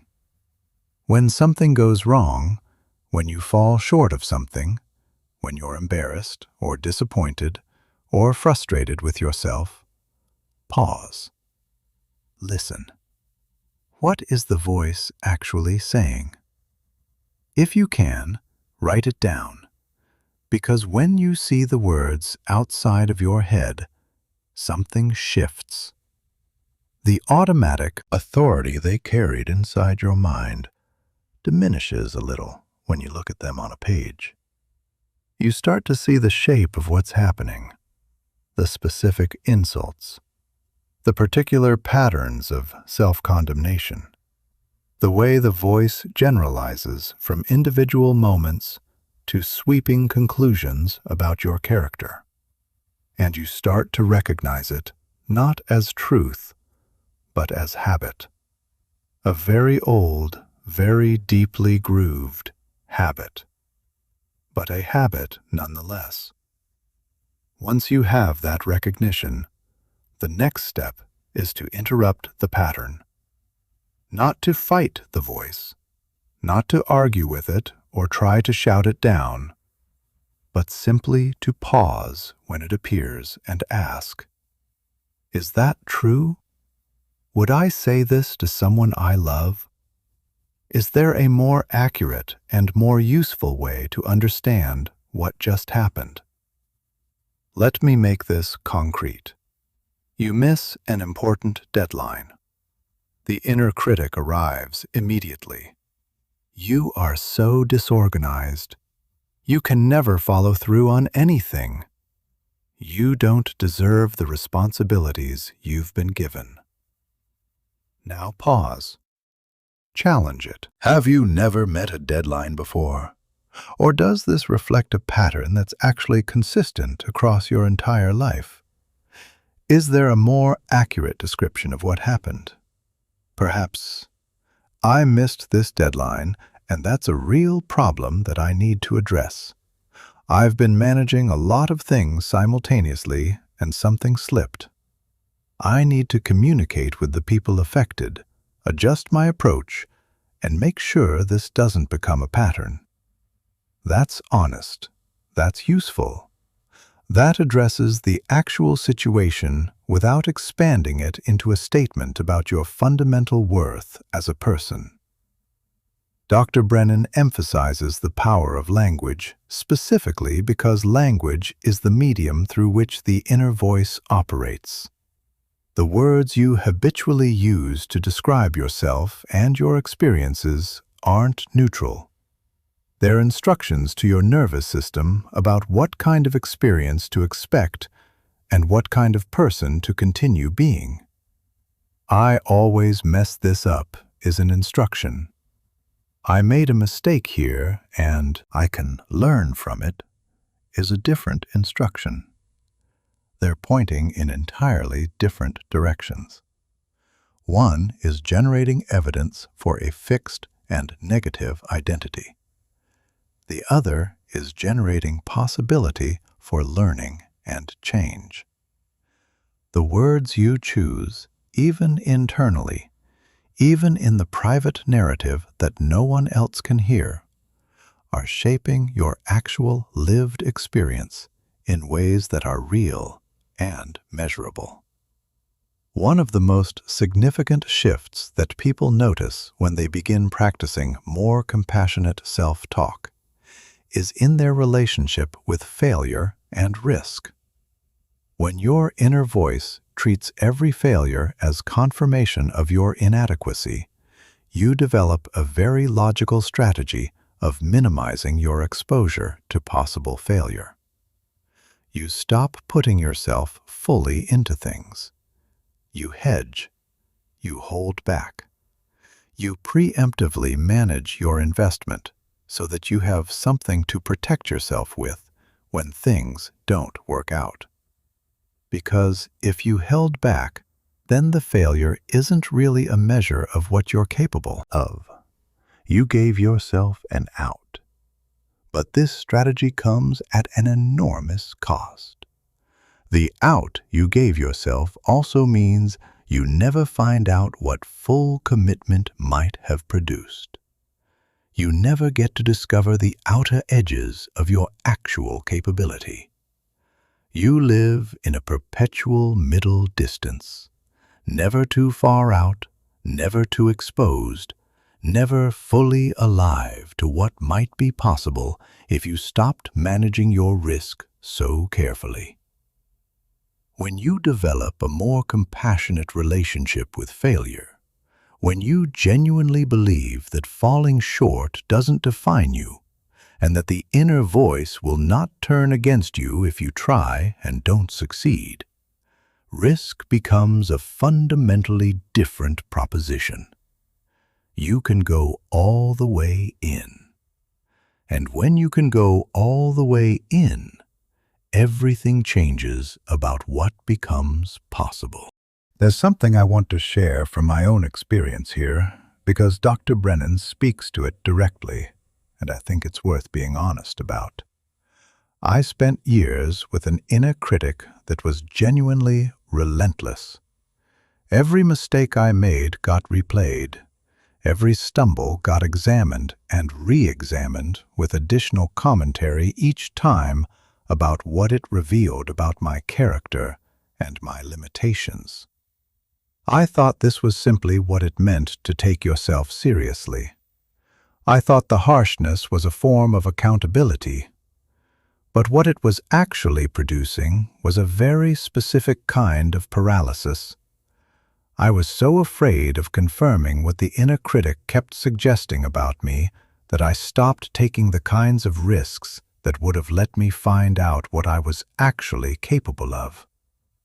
When I began practicing what Dr. Brennan teaches, when I started genuinely interrupting that voice and replacing its verdicts with something more honest and more kind, the change wasn't immediate and it wasn't dramatic, but it was real.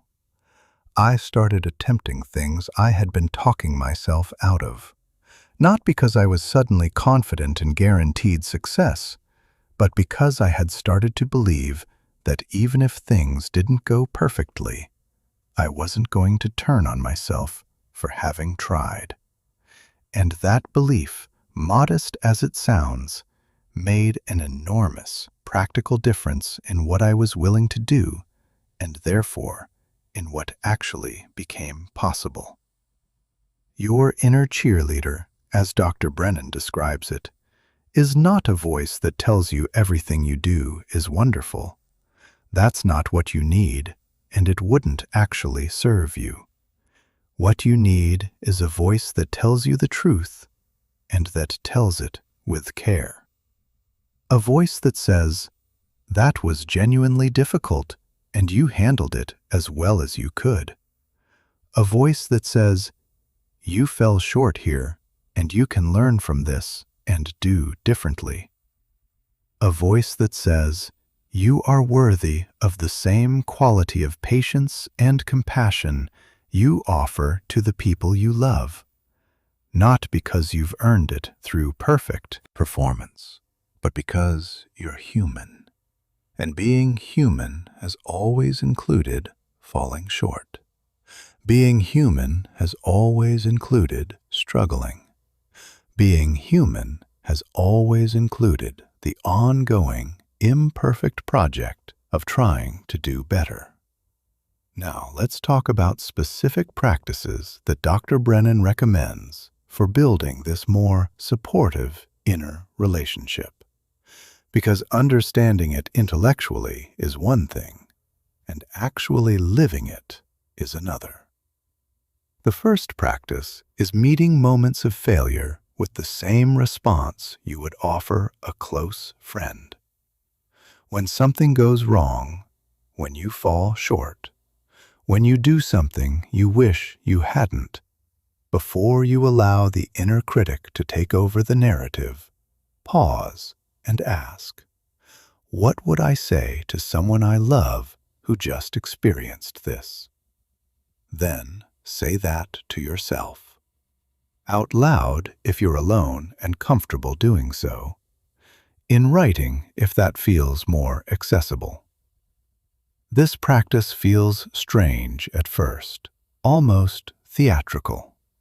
Your mind might offer a running commentary on how self-indulgent this is. That reaction is simply the inner critic's protest at being interrupted.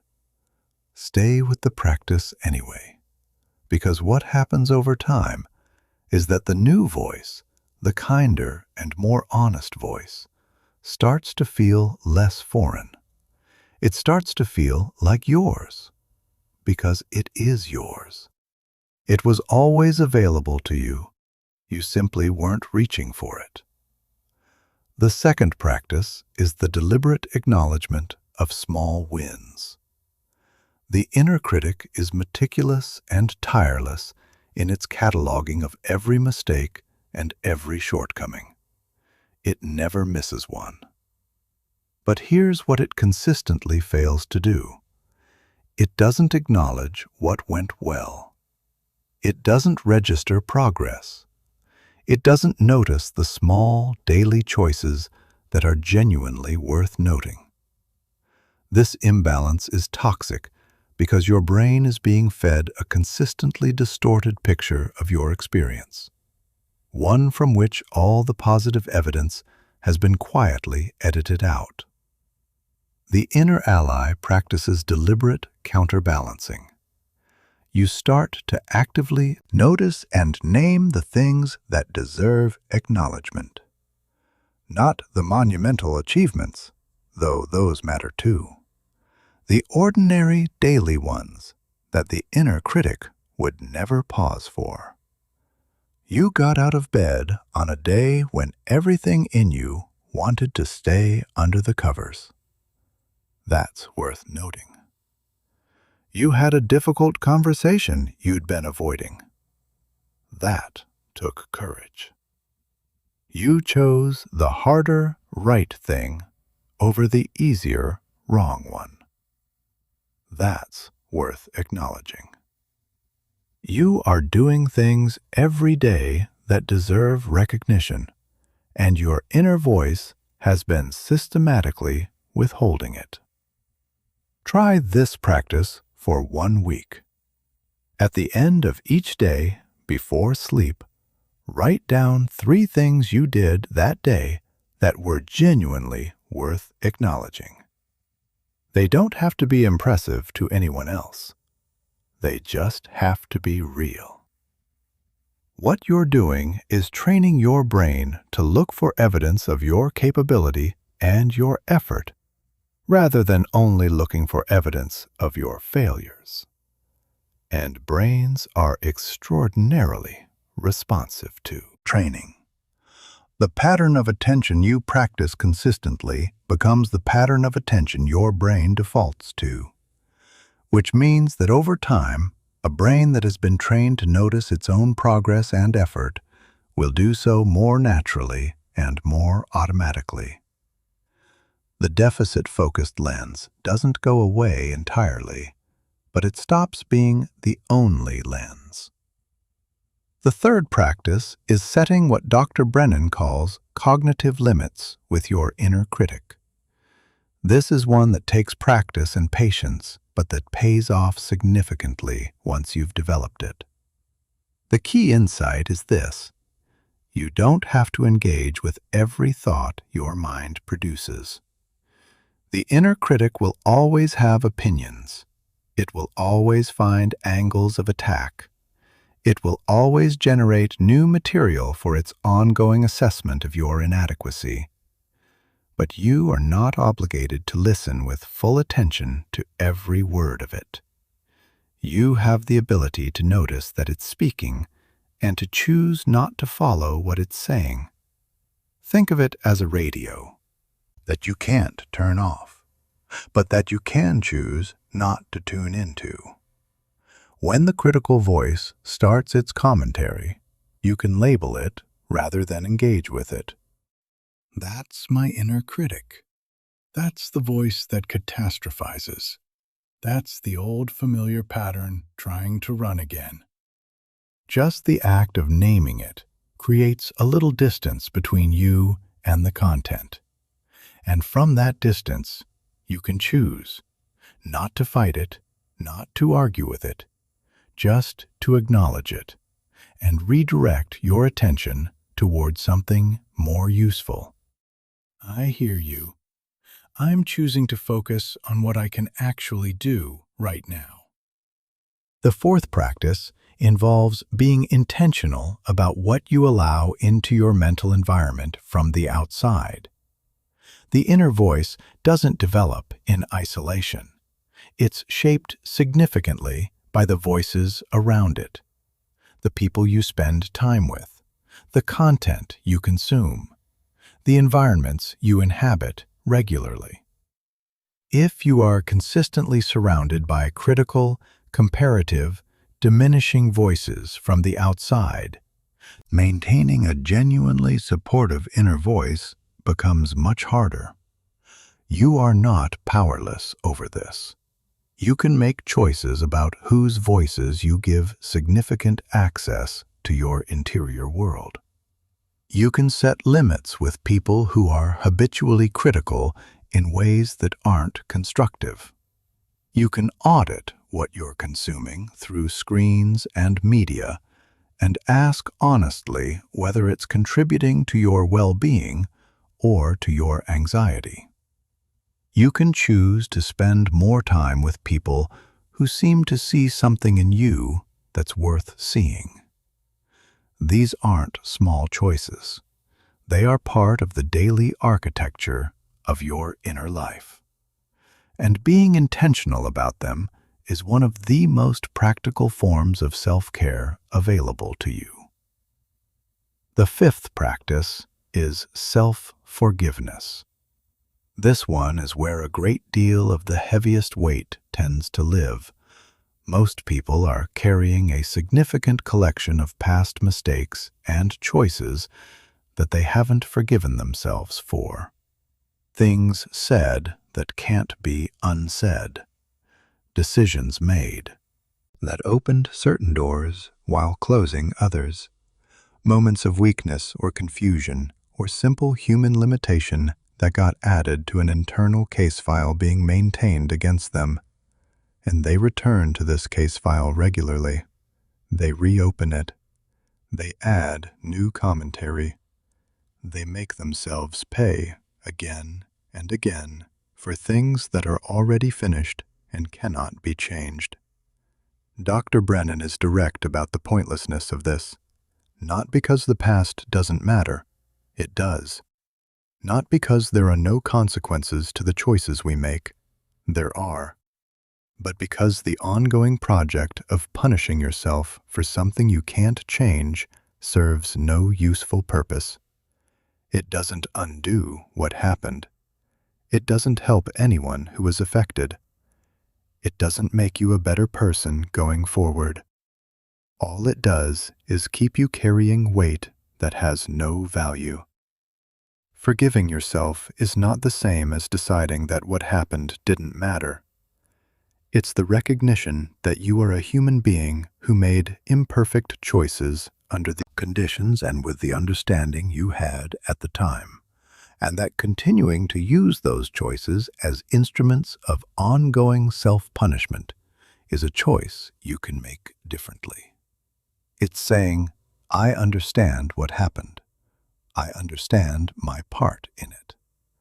I am genuinely committed to carrying what I've learned forward, and I am releasing myself from the sentence of indefinite self-imposed suffering. That release is not selfishness. It's the precondition for actually being better. Because the person who is still standing in the dock of their own internal trial, still defending themselves against their own prosecution, is not fully available for the work of the present. The forgiveness creates space that the punishment was occupying, space that can go towards something that actually serves you and the people in your life.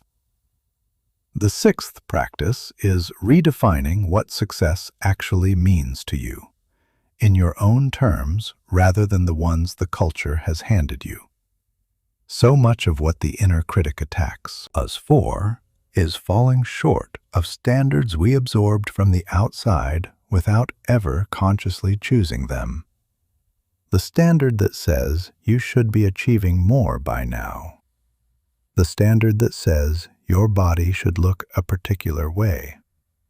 The standard that says rest is laziness and stillness is waste. And if you're not measurably productive at every available moment, you are falling behind. These standards were not designed with your well-being in mind. They were designed by systems that benefit from your sense of insufficiency. A person who feels genuinely enough is a person who is harder to sell things to. The inner ally helps you ask the question that the inner critic never asks. According to what standard exactly? Whose definition of success am I measuring myself against? And does that definition have anything to do with what actually matters to me? When you begin to define success by your own values rather than by externally imposed metrics, something fundamental shifts in your relationship with your inner critic. Because now you can succeed every single day simply by living in alignment with what you genuinely believe matters. You can feel something approaching pride in choices that no one else would necessarily notice or applaud.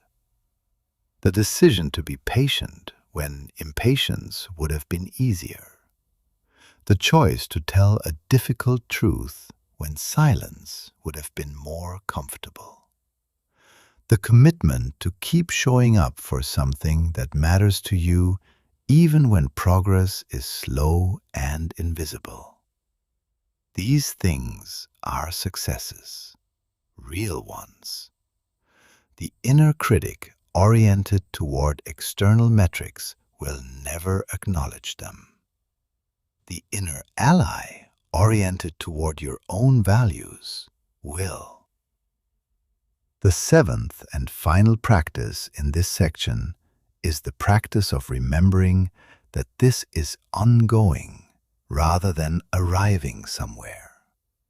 Becoming your own inner ally is not a project with a completion date. It's a daily practice, a continuous return, an orientation you choose again and again, rather than a destination you reach once and inhabit permanently. There will be days when the inner critic barely shows up, days when you handle difficulty with genuine grace and meet your own stumbles with honest kindness and move through your hours with something close to genuine peace. And there will be days when the old patterns come back at full volume, when the self-criticism is loud and the compassion feels distant, and you wonder whether anything you've been practicing has actually taken hold. Both kinds of days are part of the practice. The grace-filled days are not proof that you've arrived.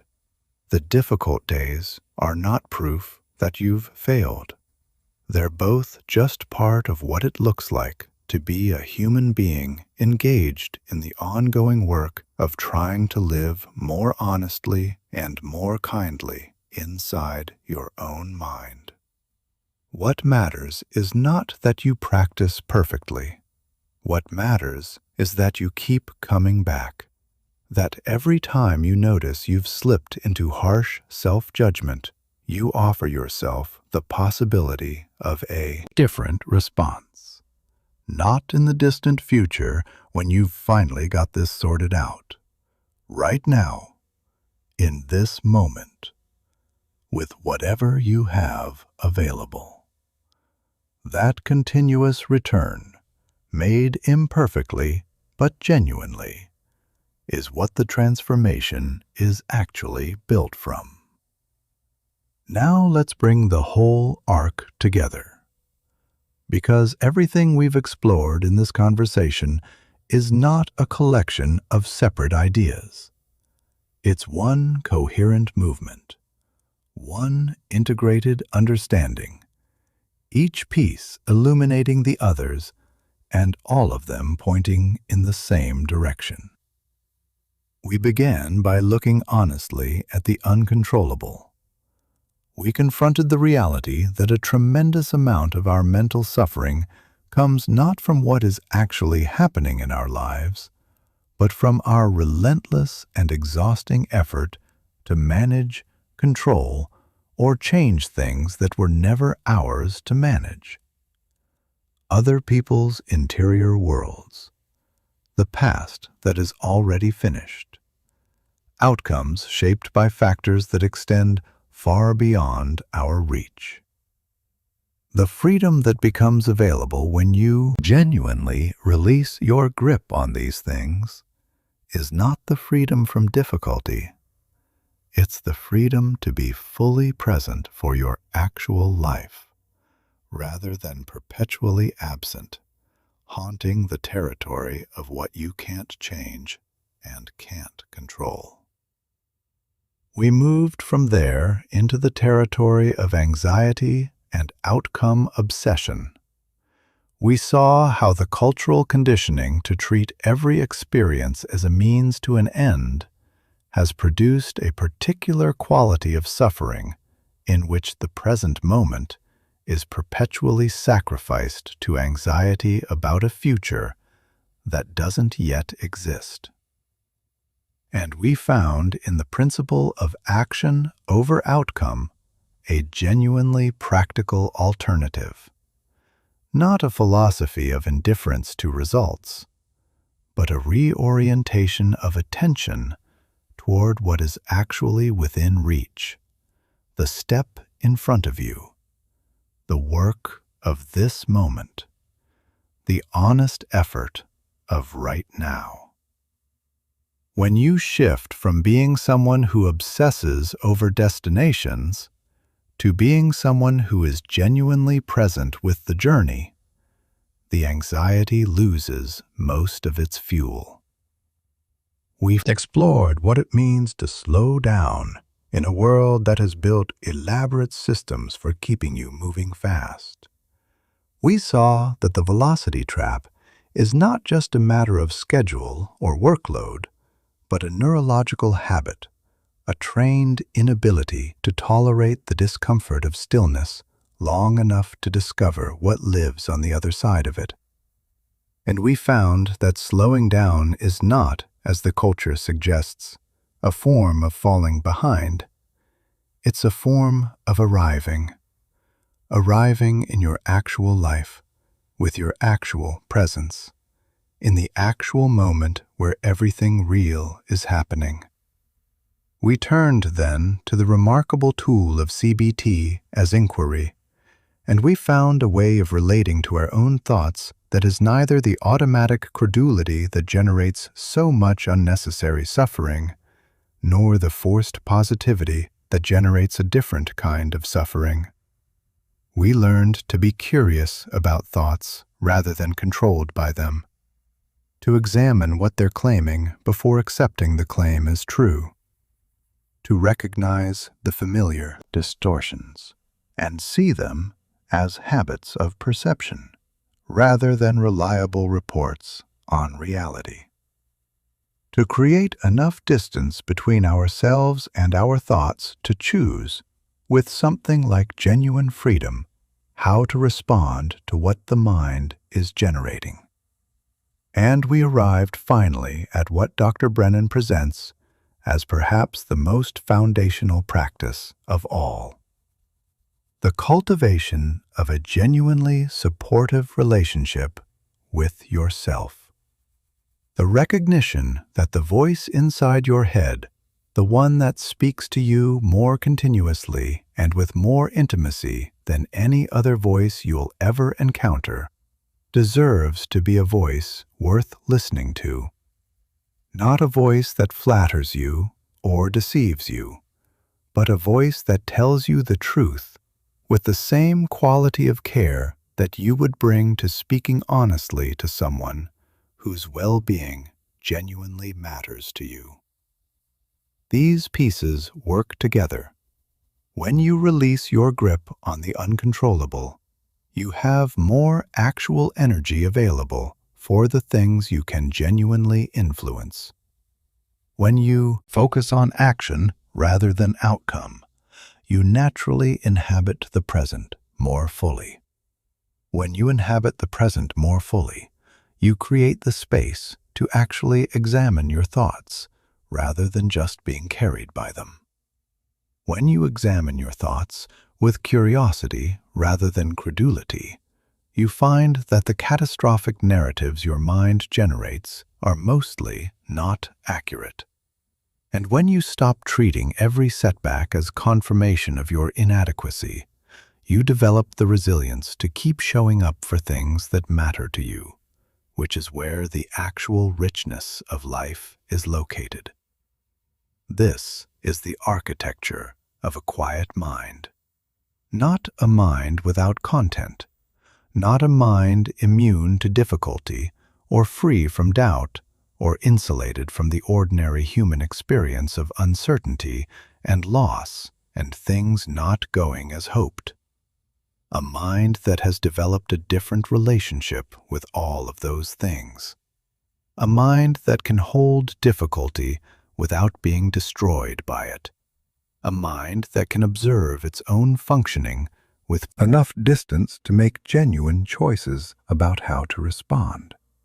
A mind that treats its own inhabitant with something approaching the quality of care that every human being fundamentally deserves. I want to say something directly before we close that I think matters. If what you're dealing with goes beyond the ordinary friction of a noisy mind, if you are navigating significant depression or anxiety that genuinely interferes with your functioning, if you are carrying trauma that shapes your experience in ways that feel overwhelming, please do not place the full weight of your recovery on a book, however good, or on practices, however sincere. The tools Dr. Brennan offers are genuinely valuable, and they have helped a great many people.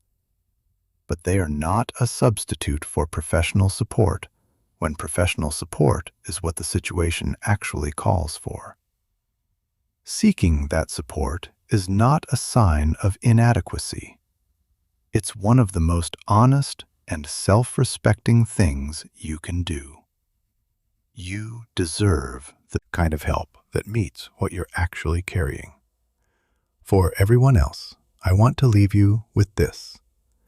The work of building a quieter mind is not selfish work. It has effects that extend far beyond your own interior experience. When you are genuinely at peace with yourself, you show up differently for the people in your life. You have more actual patience because you're not running perpetually on empty. You listen more fully because you're not trapped in your own anxious interior commentary while someone is trying to reach you. You make better decisions because you're operating from clarity rather than from the distortion of chronic stress and fear. You are more genuinely available to the people who need you because you haven't depleted yourself through the exhausting management of things you were never actually responsible for managing. The peace you cultivate inside yourself becomes something that moves outward.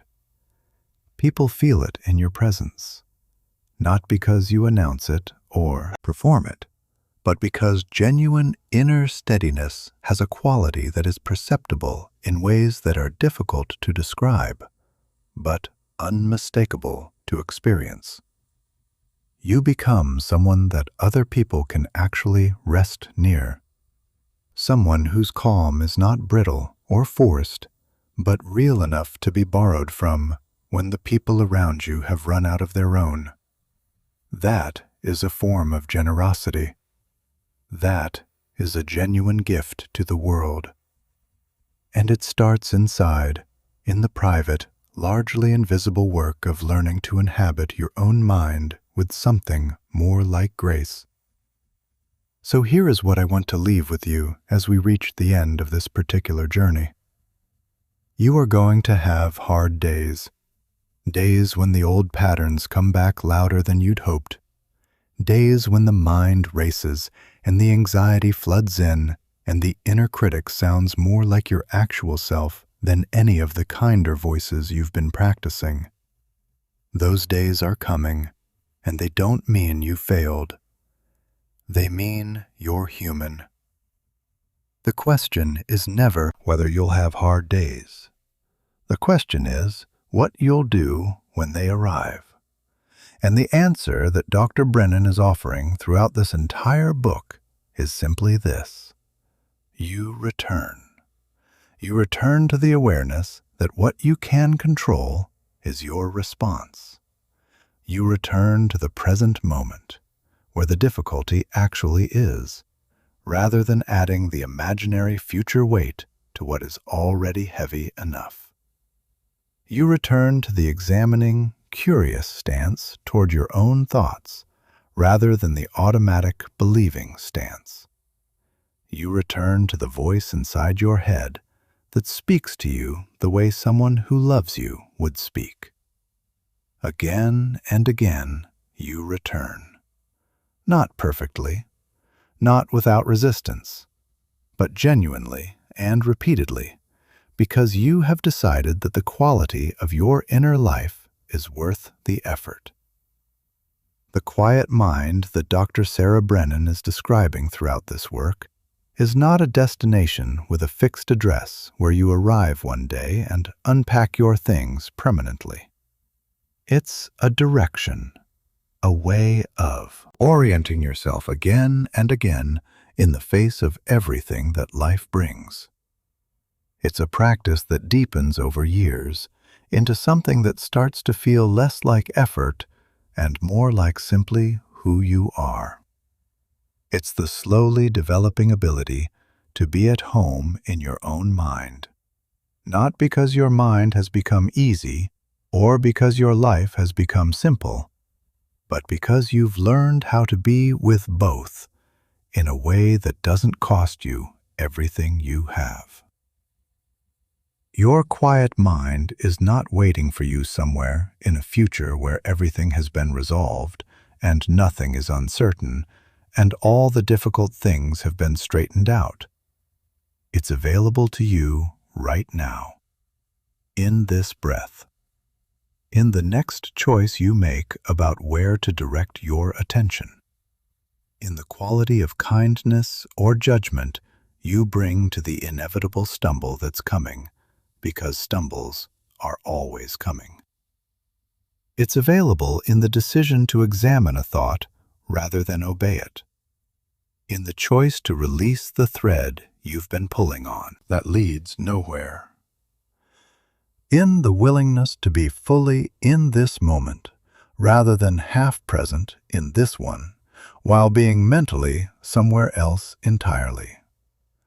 Claim it, not because you've earned it through sufficient suffering or demonstrated enough self-improvement, or finally become the version of yourself that deserves peace, but because you are here, because you are trying, because the ongoing imperfect human effort to live more honestly and more kindly and more presently is itself enough.